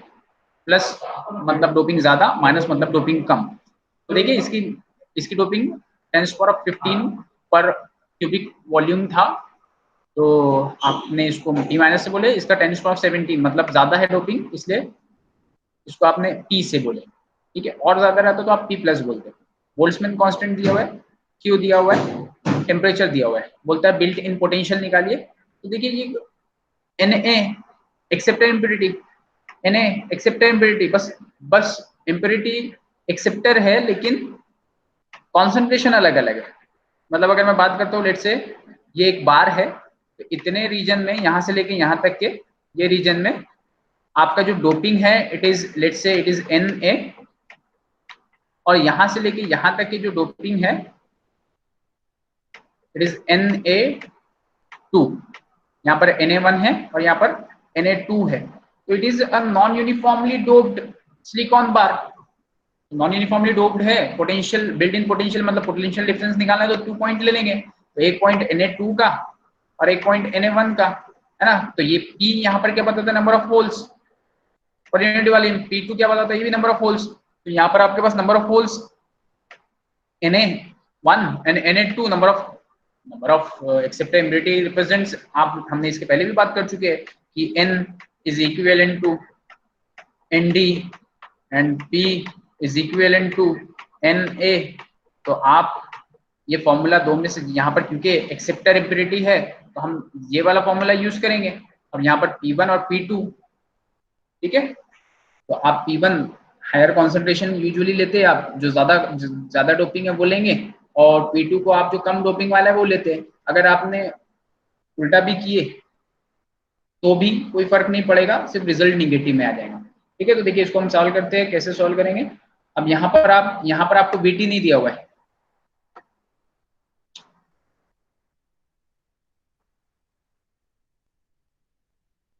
मैं इसको क्लियर करता हूँ, Na दिया हुआ है, तो फॉर्मूला ये वाला यूज करने वाले अपन लोग। ये फॉर्मूला कैसा हो जाएगा, built in potential V1 equal to Vt whole divided Vt into ln of, यहाँ पर आप चाहे तो N2 बाय N1 या N1 बाय N2 भी लिख सकते हैं। तो जो डोपिंग ज्यादा है वाला मैं पहले ऊपर लिख रहा हूँ N2 बाय N1, जहाँ कॉन्सेंट्रेशन ज्यादा है पहले वो न्यूमरेटर में लेंगे और जो लोअर कॉन्सेंट्रेशन वाला वो डिनोमिनेटर में। अगर आपने चेंज भी कर दिए N1 बाय N2 भी कर दिए, Na1 बाय Na2 भी कर दिए, तो रिजल्ट निगेटिव में आएगा, आंसर सेम रहेगा। ठीक है, तो लिखते टाइम आप उसको पॉजिटिव में ही लिखेंगे। अब मैं आगे बढ़ता हूँ, Na2 है आपके पास, Na1 है आपके पास, Vt नहीं है, तो Vt आप कैसे कैलकुलेट करेंगे। Vt के लिए आपके पास दो फॉर्मूला है, कभी कभी आपको दिखेगा कि KT/Q, जब KT/Q दिखेगा तो समझ जाना बोल्ट्जमैन कांस्टेंट जो है इलेक्ट्रॉन वोल्ट्स में है, जूल पर केल्विन नहीं है, इलेक्ट्रॉन्स वोल्ट में है। और कहीं कहीं आपको दिखेगा KT/Q, इसका मतलब जूल पर केल्विन में, मतलब ये वाला। और इतना याद नहीं रखना पड़ेगा आपको, सिंपल में Vt आपके लिए जब आप इसको सॉल्व कर लेंगे किसको, K/Q को, तो ये इसका आंसर आता है 11600। तो आपका सिंपल Vt का फॉर्मूला बनता है Vt इक्वल टू 11600। Vt का फॉर्मूला आप याद रखेंगे 11600। बेटा 2 मार्क के लिए क्वेश्चन गेट 2018 में पूछा हुआ है, 2 मार्क के लिए।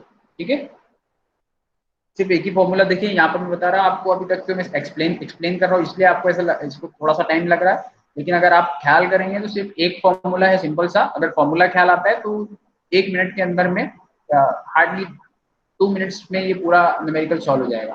ठीक है, तो आप देखेंगे यहाँ पर कि क्या क्या वैल्यूज आपको लग रही है, आप पुट करेंगे। फिर से मैं लिखता हूँ कि इट इज Vt, यहाँ पर मैं ये इसकी जगह लिखूंगा potential, built in potential equal to Vt ln of क्या, Na2 बाय Na1।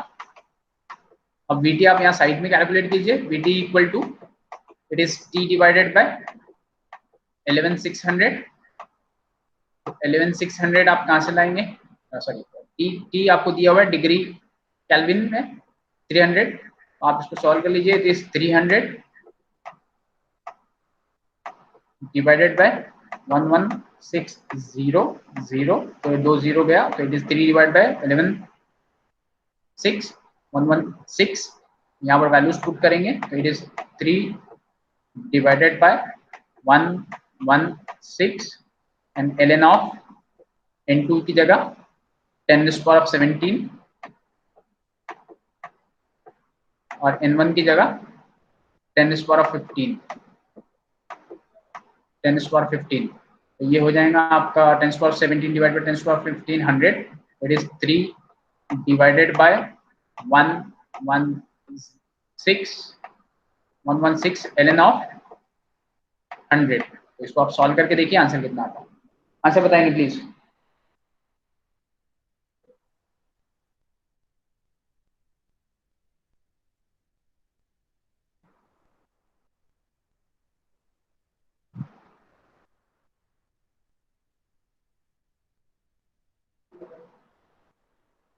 आंसर बताएंगे बेटा।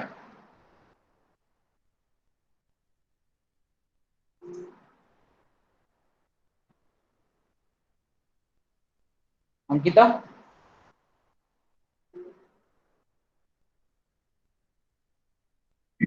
यस आंसर आ सर। रहा बेटा? 2.5। एक बार फिर से चेक कीजिए। लॉग नेचुरल लॉग है।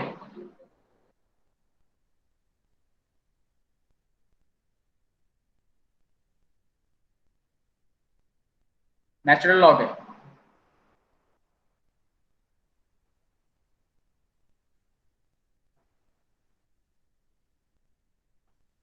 It comes out to be 0.119।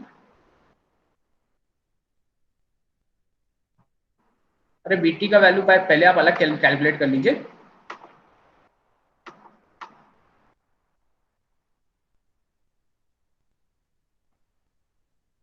आपके पास देखिए फॉर्मूला है।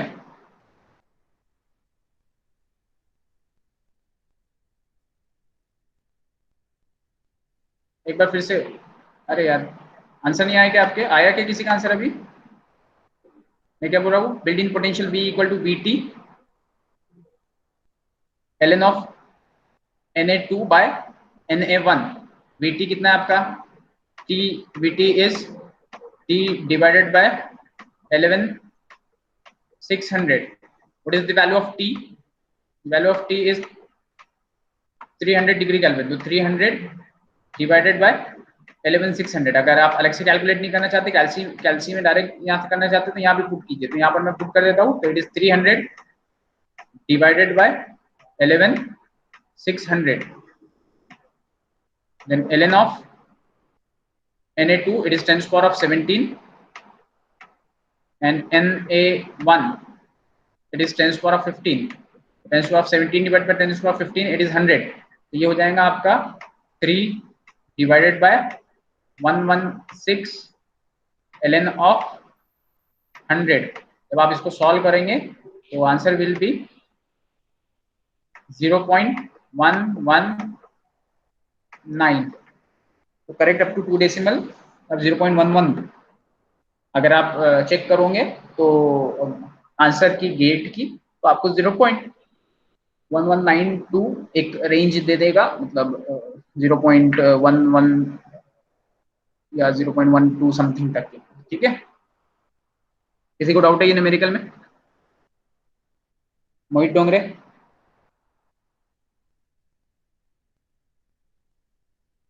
ओके, आप आंसर आपका मैसेज बॉक्स में भी शेयर कर सकते हैं।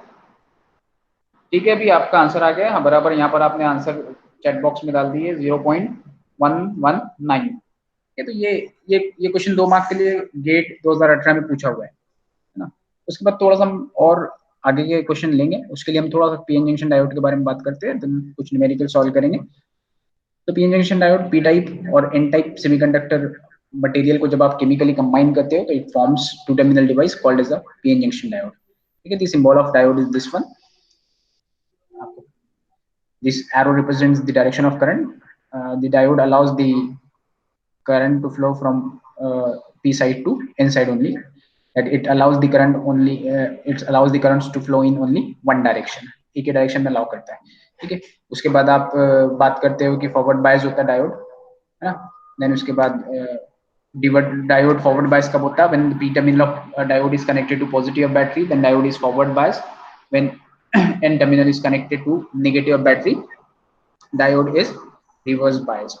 ठीक, देन उसके बाद आप बात करते हो जब आपका डायोड वी आई कैरेक्टरिस्टिक के बारे में। ठीक है, तो जब आप पी टर्मिनल आपका पॉजिटिव पे लगा हुआ है, एन टर्मिनल नेगेटिव पे लगा हुआ है, तो ये नेगेटिव के इलेक्ट्रॉन्स देखिए यहाँ से ये नेगेटिव बैटरी इलेक्ट्रॉन्स को पुश करेंगे टुवर्ड्स द जंक्शन, ये पॉजिटिव ऑफ बैटरी होल्स को पुश करेंगे टुवर्ड्स द जंक्शन। देखिए आपको पुश होते हुए दिख रहे हैं ये इलेक्ट्रॉन्स आपके अच्छा जब आप यहाँ से पुश करोगे, ये बैरियर पोटेंशियल है यहाँ पर, barrier potential for silicon diode it is 0.6 और somewhere you can find it equal to 0.7, तो 0.6 के रेंज में रहता है ये, and for germanium it is 0.2 to 0.3।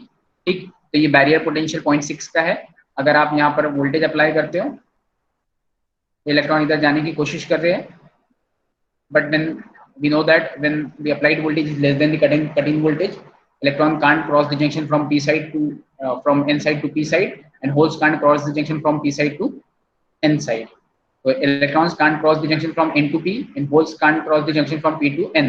अब ये मेजॉरिटी के बारे में बात कर रहे हैं, तो जब जंक्शन क्रॉस ही नहीं कर सकते तो सर्किट के अंदर में कोई चार्ज कैरियर फ्लो नहीं होगा, तो there won't be a flow of current.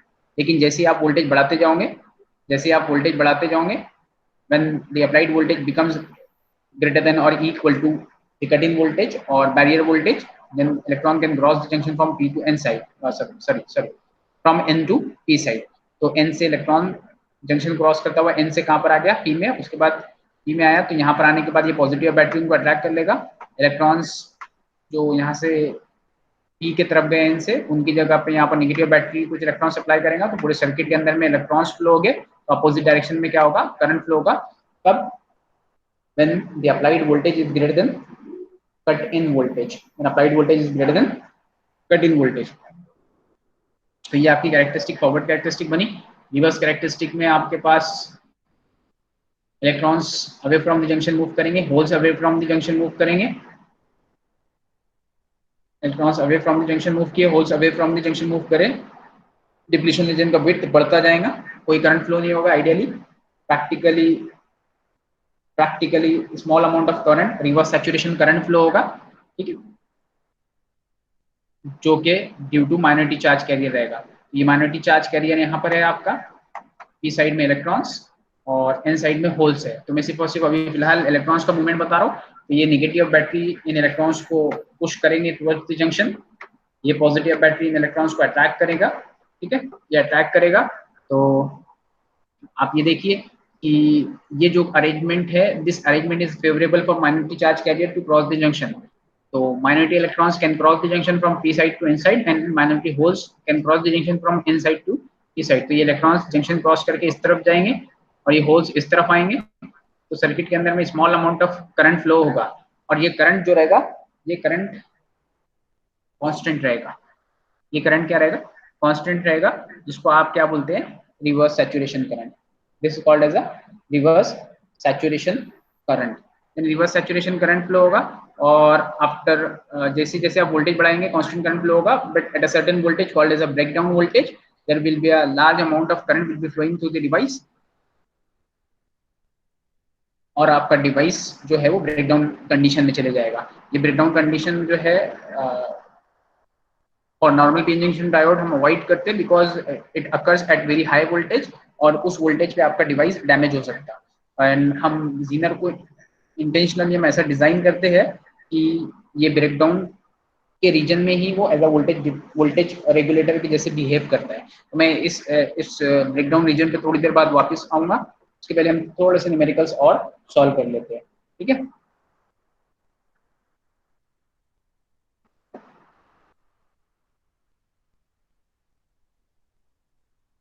देखिए आंसर देंगे बेटा आप।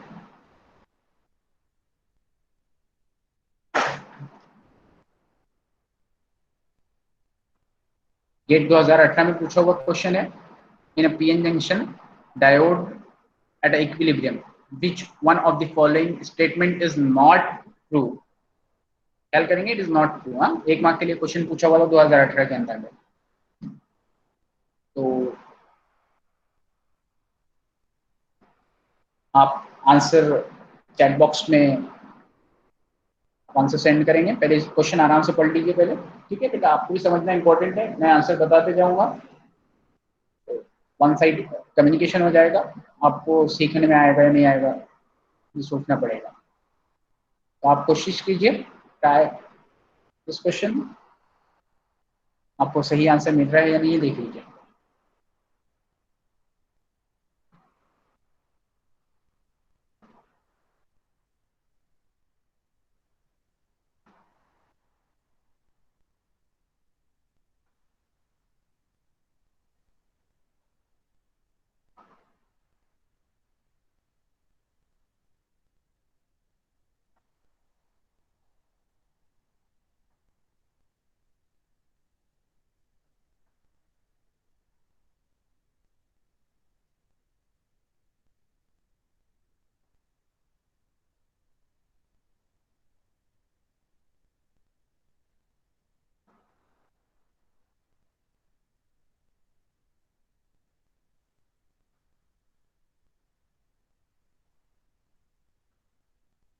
किसी को मिला आंसर?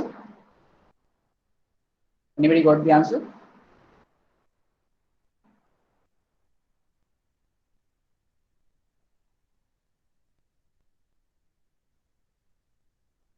देखिए क्या बोलता है, in PN junction diode at equilibrium which one of the following statement is not true. पहला बोलता है the hole and electron diffusion current components are in the same direction. Hole and electron diffusion current components are in the same direction. Second बोलता है the holes and electron drift current components are in the same direction.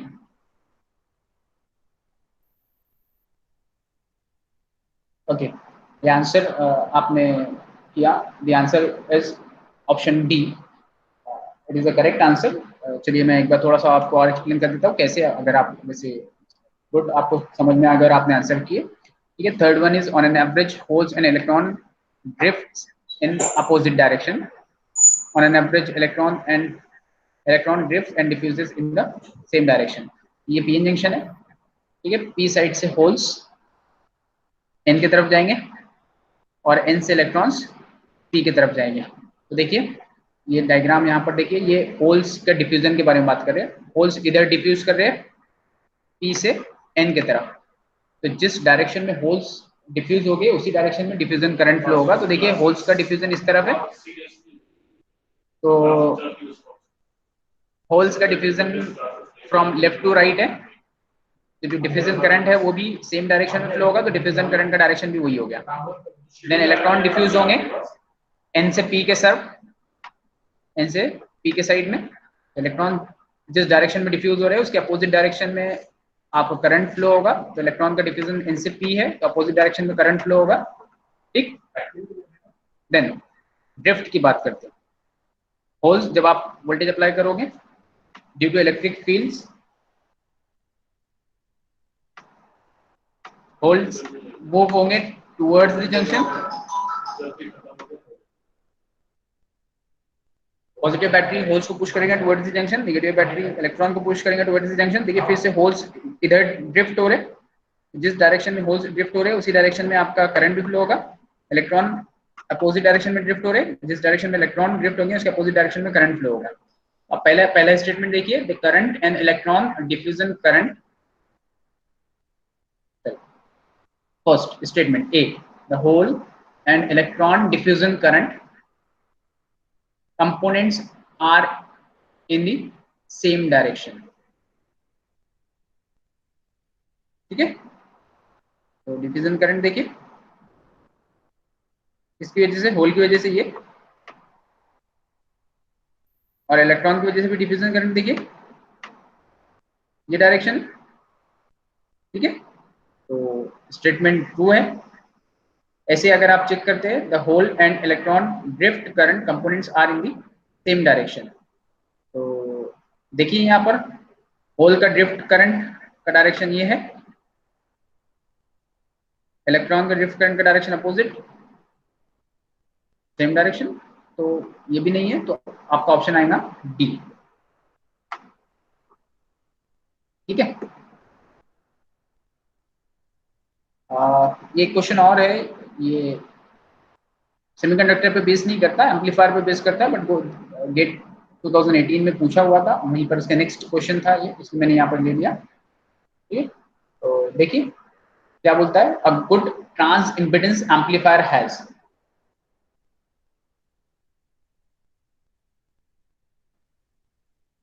क्या होना चाहिए? Option option देखें और answer बताएं।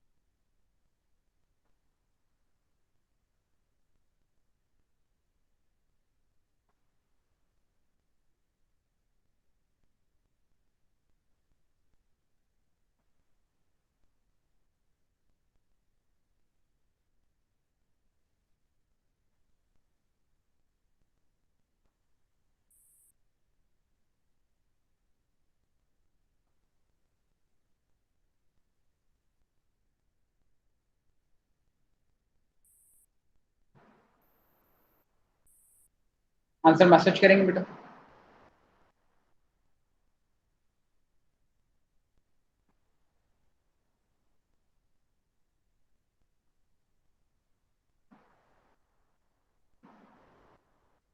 Okay, कुछ लोगों ने डी बोले, कुछ ए बोल रहे हैं, कुछ सी बोल रहे हैं। तो देखिए थोड़ा सा हम समझ लेते हैं। ट्रांस इम्पिडेंस एम्पलीफायर की बात करें, ट्रांस इम्पिडेंस एम्पलीफायर, पहले तो हमको तो एम्पलीफायर के टाइप पता होना चाहिए। मैं थोड़ा सा ये एक दो क्वेश्चन होने के बाद जो पूरा सिलेबस है उसका एक बार रिव्यू ले लूंगा मैं। तो एम्पलीफायर्स के type, the classification of amplifier अगर आप बात करते हैं तो first depending upon the input and output signal. First amplifier is a voltage amplifier, second one is current amplifier, third one is trans conductance amplifier and fourth one is trans resistance amplifier और trans impedance इसको बोलते हैं। यही जो fourth वाला amplifier है, it is also called as a trans impedance amplifier. Voltage amplifier के case में अगर आप बात करते हो तो in case of voltage amplifier we have voltage at the input and we get the amplified voltage at the output. तो voltage amplifier में इनपुट सिग्नल भी वोल्टेज है और आउटपुट सिग्नल भी वोल्टेज है। In case of current amplifier we have current at the input and amplified signal, current signal at the output. So in case of current amplifier we also have current at the input and current at the output। ठीक। Trans conductance amplifier की अगर बात करते हैं आप, तो trans conductance amplifier के अंदर में कंडक्टेंस याद रखेंगे बेटा। कंडक्टेंस जैसे ही आप कंडक्टेंस बोलते हैं that means flow of current, और करंट कब फ्लो होता है? जब आप वोल्टेज अप्लाई करते हो। तो इनपुट साइड में आपके पास वोल्टेज रहेगा and out at the output you will have current. तो इनपुट में करंट, इनपुट में वोल्टेज, आउटपुट में करंट। ट्रांस कंडक्टेंस एम्पलीफायर को इनपुट आप वोल्टेज देते हो और एम्पलीफाइड आपको करंट मिलता है। तो usually it is used to convert the voltage signal into current. और trans resistance it is opposite to trans conductance at the input. Trans resistance में क्या होता है? जब रेजिस्टेंस से करंट फ्लो होता है तो उसके क्रॉस वोल्टेज ड्रॉप होता है। When we apply the current at the input and we get the amplified signal at the output, then that amplifier is called as a trans impedance or trans resistance amplifier। तो trans resistance amplifier जो है, trans resistance amplifier जो है वो current को voltage में convert करने के लिए यूज होता है। ठीक है। अब उसका आप इतना समझ लीजिए कि थेवेनिन्स इक्विवेलेंट एंड इसका इक्विवेलेंट सर्किट हम बनाएंगे, थेवेनिन्स एंड नॉर्टन इक्विवेलेंट। तो आपको समझ में आएगा कि क्यों आपको इम्पीडेंस लो या हाई चाहिए। ठीक है। तो सबसे पहले ऑप्शन में आंसर बता देता हूँ। ट्रांस इम्पीडेंस और resistance amplifier is generally used for current to voltage converter. ठीक है। ये डायग्राम है उसका। इनपुट साइड में करंट रहता और आउटपुट साइड में क्या मिलेगा? वोल्टेज मिलेगा। तो देखिए यहाँ से करंट, सोर्स से करंट जा रहा है, कहाँ पर जाना चाहिए? एम्पलीफायर।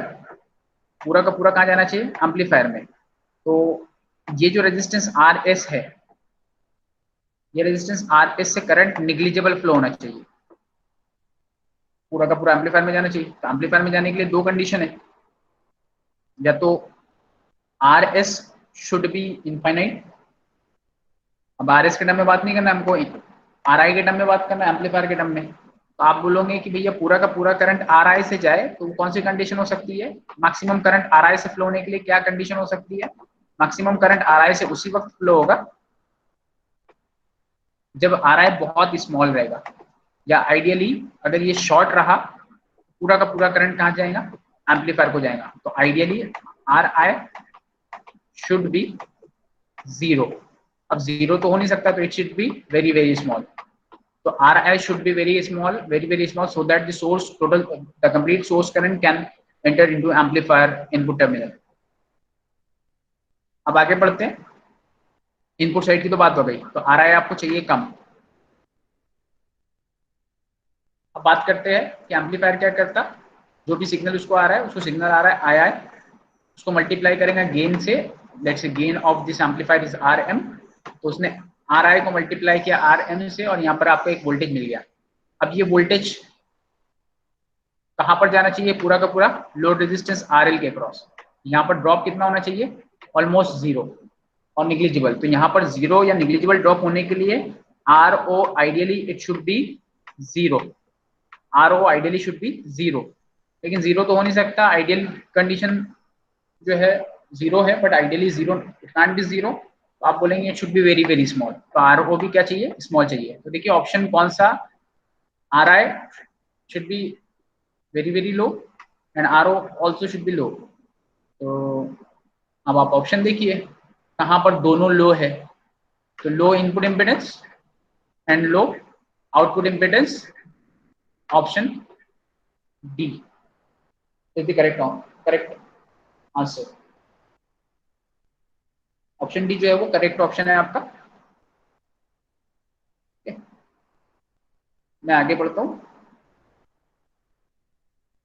गेट 2019 में क्वेश्चन पूछा था, विच one of the following options describe correct equilibrium correctly the equilibrium band diagram eight t equal to 300 degree Kelvin for a silicon PN plus P plus plus configuration shown in figure below।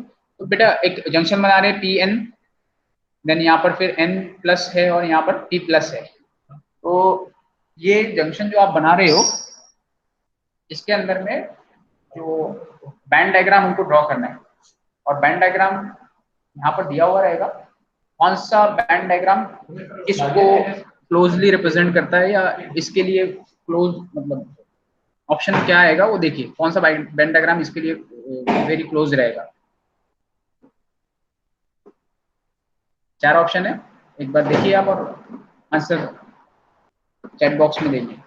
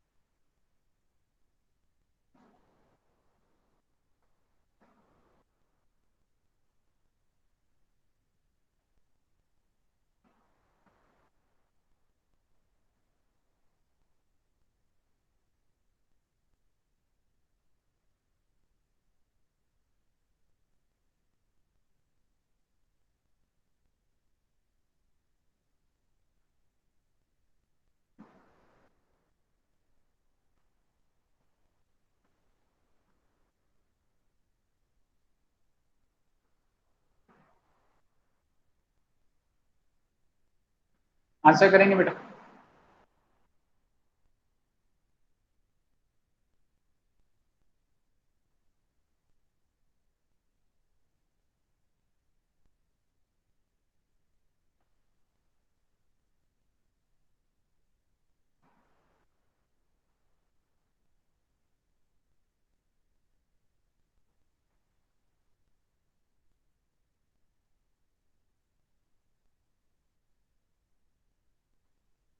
जम रहा आपको question?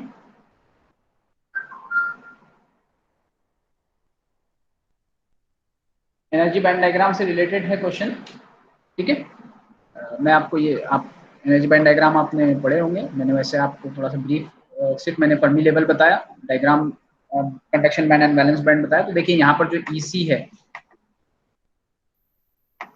it shows the energy of conduction band, EV energy of valence band and EF Fermi level. ठीक है, तो Fermi level आपका बताता है कि इलेक्ट्रॉन जो एनर्जी ऑक्यूपाई कर रहा है वो बैंड कहाँ पर आएगा, यानी कितनी एनर्जी ऑक्यूपाई कर रहा है।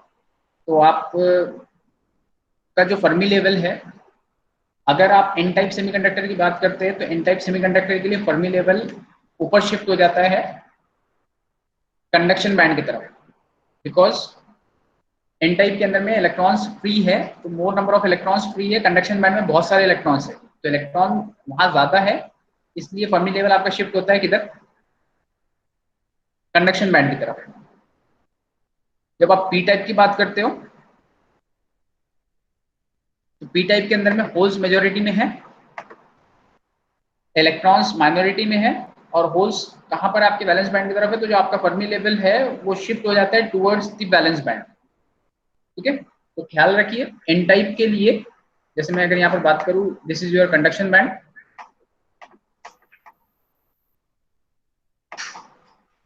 This is your balance band. अब यहां पर सपोज आपका फर्मी लेवल है, this is your Fermi level EF।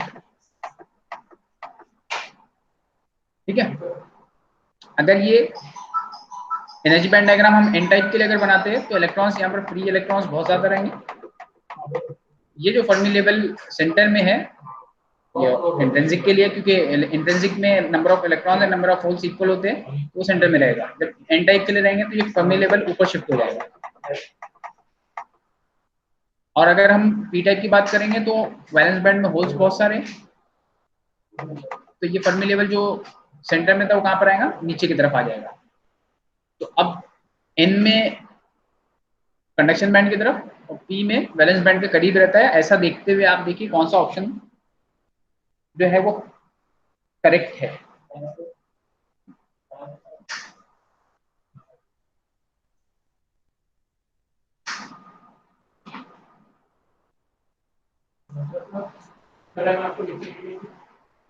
मैंने आगे को बुलाया एडीसी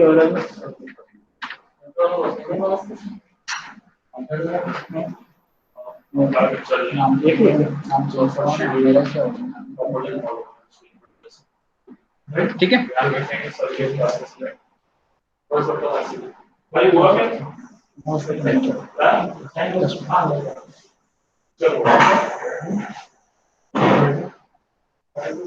ऑप्शन देखिए,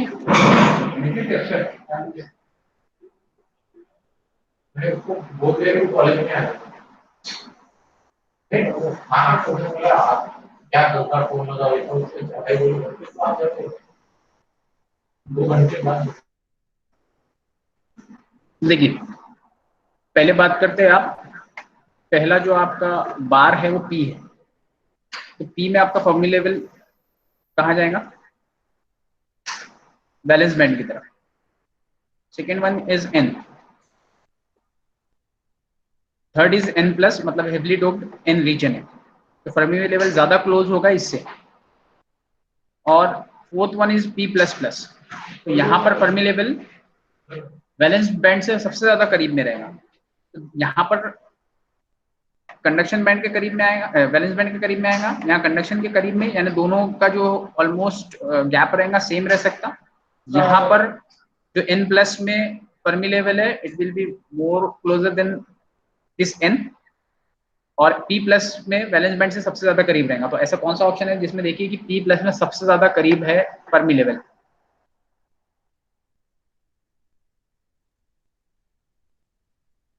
तो ऑप्शन ए देखिए, ऑप्शन ए में p के लिए फर्मी लेवल और वैलेंस बैंड के बीच में इतना गैप है, n के लिए भी ऑलमोस्ट सेम, n प्लस के लिए ये कंडक्शन बैंड और फर्मी लेवल में इतना गैप है, और p plus it is very heavily doped p region, तो यहाँ पर फर्मी लेवल जो है वो बैलेंस बैंड के नीचे आ गया। ठीक है, तो option A is correct.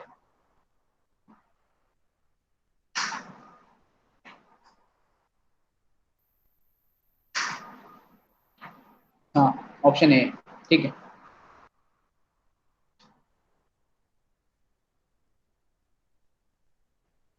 Next,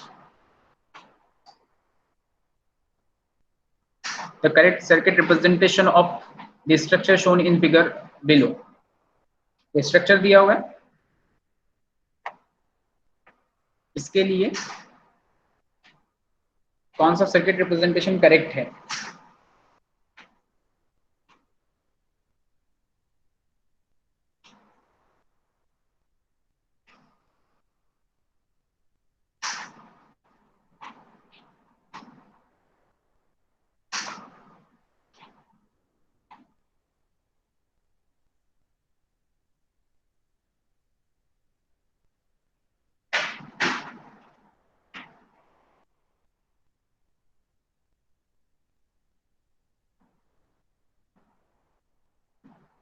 answer करेंगे बेटा, चैट बॉक्स में आंसर डालेंगे आप।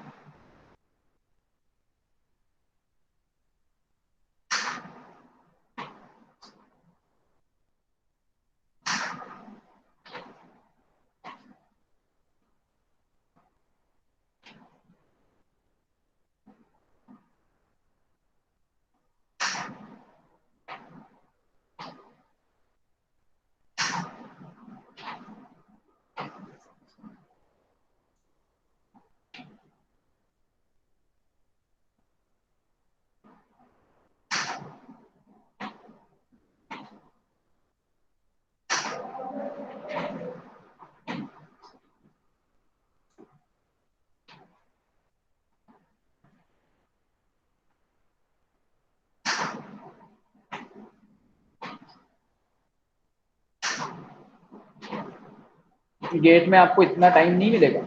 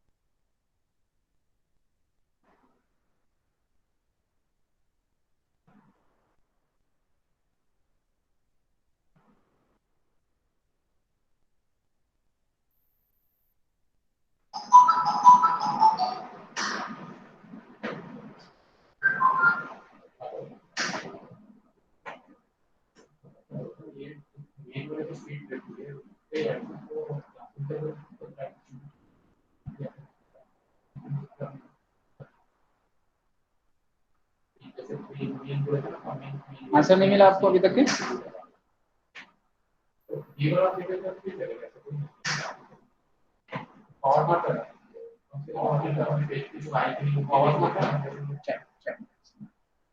चैट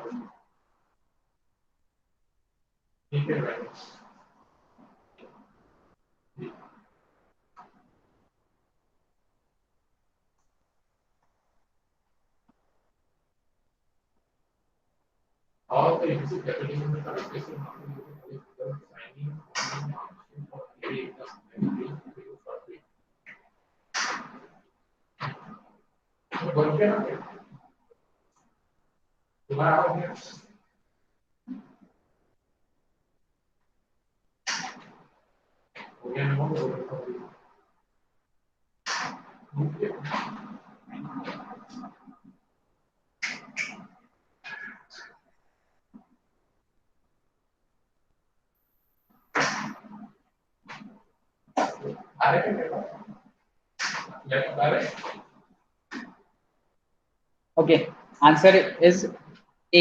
चलिए देख लीजिए कैसे है। कुछ लोगों ने करेक्ट आंसर दिया इसमें। यहाँ से देखिए, ई एमिटर बेस, देखिए collector is connected to n plus plus,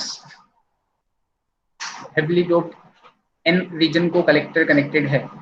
तो पहले तो आप ट्रांजिस्टर देख लीजिए कौन कौन से टाइप के हैं। This transistor is NPN transistor. यहाँ पर क्योंकि arrow is pointing this terminal, this is your N, P, N, जिसको एरो पॉइंट करता वो आपका N रीजन रहेगा। यहाँ पर एरो फर्स्ट ऑप्शन में एरो पॉइंट कर रहा है एमिटर को, तो एमिटर हो गया आपका N, बेस हो गया आपका P और कलेक्टर हो गया आपका N। Similarly for option 2, emitter is N, base is P and collector is N. For option C, arrow is pointing base, मतलब that means base is N, तो जब base N है तो emitter will be P and collector will also be P। ऐसे ही option D में भी, तो option D में और सी में जो ट्रांजिस्टर है वो पीएनपी ट्रांजिस्टर है, मतलब कलेक्टर P है, और यहाँ पर जो आपका स्ट्रक्चर दिया हुआ है इसमें कलेक्टर N को लगा हुआ है, दैट मीन्स ऑप्शन सी और डी तो है ही नहीं। बचे कौन से ऑप्शन आपके? आपके ऑप्शन बचता है ए और बी। अब ए और बी में देख लीजिए कि कलेक्टर तो ठीक है N से लगा हुआ है, बेस, यहाँ पर बेस किसको कनेक्टेड है?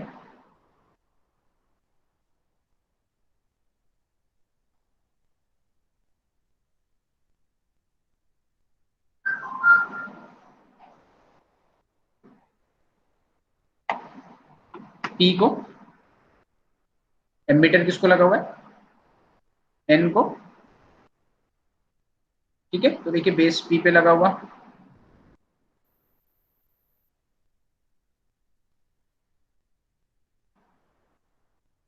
ये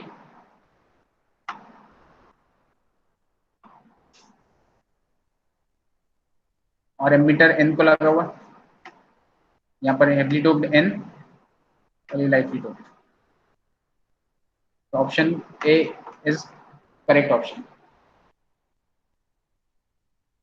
इस टाइप के क्वेश्चन एग्जाम में पूछते हैं, ठीक है। और भी क्वेश्चंस है, आप क्वेश्चन पेपर को देखिए, आपके सिलेबस में आपको मैंने बता दिया आपको क्या क्या है। Semiconductor, then P N junction diode, Zener diode, then BJT, उसके बाद आपका मॉसफेट में मॉस कैपेसिटेंस भी है आपको, देन सोलार सेल, ठीक है। ये टॉपिक्स है आपके, किसी को कोई डाउट होगा पूछ लीजिए, गो थ्रू द क्वेश्चन पेपर। कुछ डाउट आता है तो आप बाद में भी पूछ सकते हैं, ठीक है। मैं स्टार्ट करता हूँ।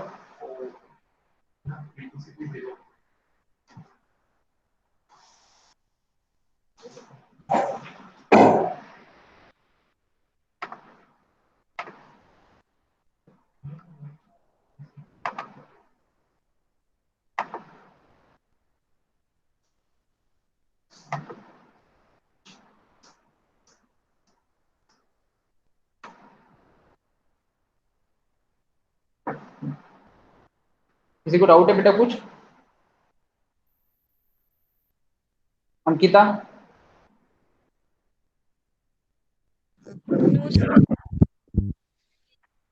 पेपर अगर आप प्रिपेयर कर रहे हैं बेटा तो सब्जेक्ट्स को टॉपिक्स देखिए, अच्छे से प्रिपेयर कीजिए और question paper go through the question papers of previous year GATE examination. Repeat तो नहीं होते क्वेश्चन, बट एटलीस्ट एक आइडिया आ जाता है, कंसेप्ट क्लियर होता है कि लॉजिक्स मतलब कैसे क्वेश्चंस पूछते हैं आपको, ठीक है। और उसके बाद कुछ डाउट रहता तो आप मुझसे पूछ सकते हैं। Yes sir. आप बोलेंगे तो ये पीपीटी भी मैं शेयर कर दूंगा आपको, ओके सर। ठीक है। अच्छा भी कोई डाउट बेटा? Yes, no sir. Ankita, anybody having any doubt? कोई टॉपिक आप अगर आप बोलते कि सर ये टॉपिक बता दीजिए, मतलब जो पीपीटी के अलावा कोई टॉपिक ईडीसी से रिलेटेड।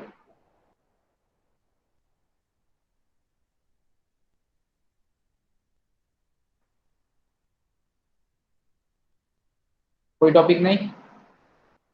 पढ़ाई शुरू कीजिए। अगर आप गेट के लिए प्रिपेयर कर रहे हैं तो थॉरली प्रिपेयर कीजिए। Concept is very very important, concept चाहिए, कंसंट्रेशन बहुत अच्छा होना चाहिए एग्जाम के टाइम पे, ठीक है।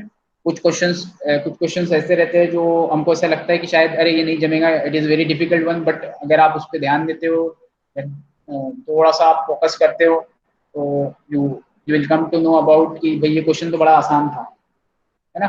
तो ध्यान देंगे, कुछ डाउट रहेगा तो पूछ लेंगे।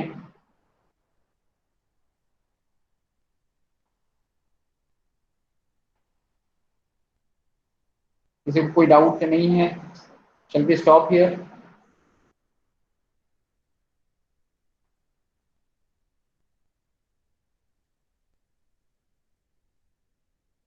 ओके, तो मैं पीपीटी आप या तो मैं प्रवीण सर को दे दूंगा, चाहे आप उनसे ले लीजिए, या फिर आप डायरेक्ट मैं आपको आपके ग्रुप में भेज दूंगा, या फिर आप ईमेल आईडी दे दीजिए, मैं आपको मेल कर दूंगा। ठीक है, किसी को कोई डाउट रहे तो पूछ लीजिए, कोई डिस्कशन बात के लिए भी बाद में पूछना हो तो पूछ सकते हैं। क्वेश्चंस बहुत सारे पूछते हैं गेट एग्जामिनेशन में ईडीसी के ऊपर में। It is not EDC for GATE, it is electronic devices होंगे, है ना। सर्किट्स पे ज्यादा क्वेश्चंस नहीं बनते, डिवाइसेस पे क्वेश्चन ज्यादा बनते हैं। फिर भी बट थोड़ा बहुत जो डिवाइसेस का यूज करके सर्किट बनते हैं उनको क्वेश्चंस बन सकते हैं। ओके, ठीक है, थैंक यू, है ना।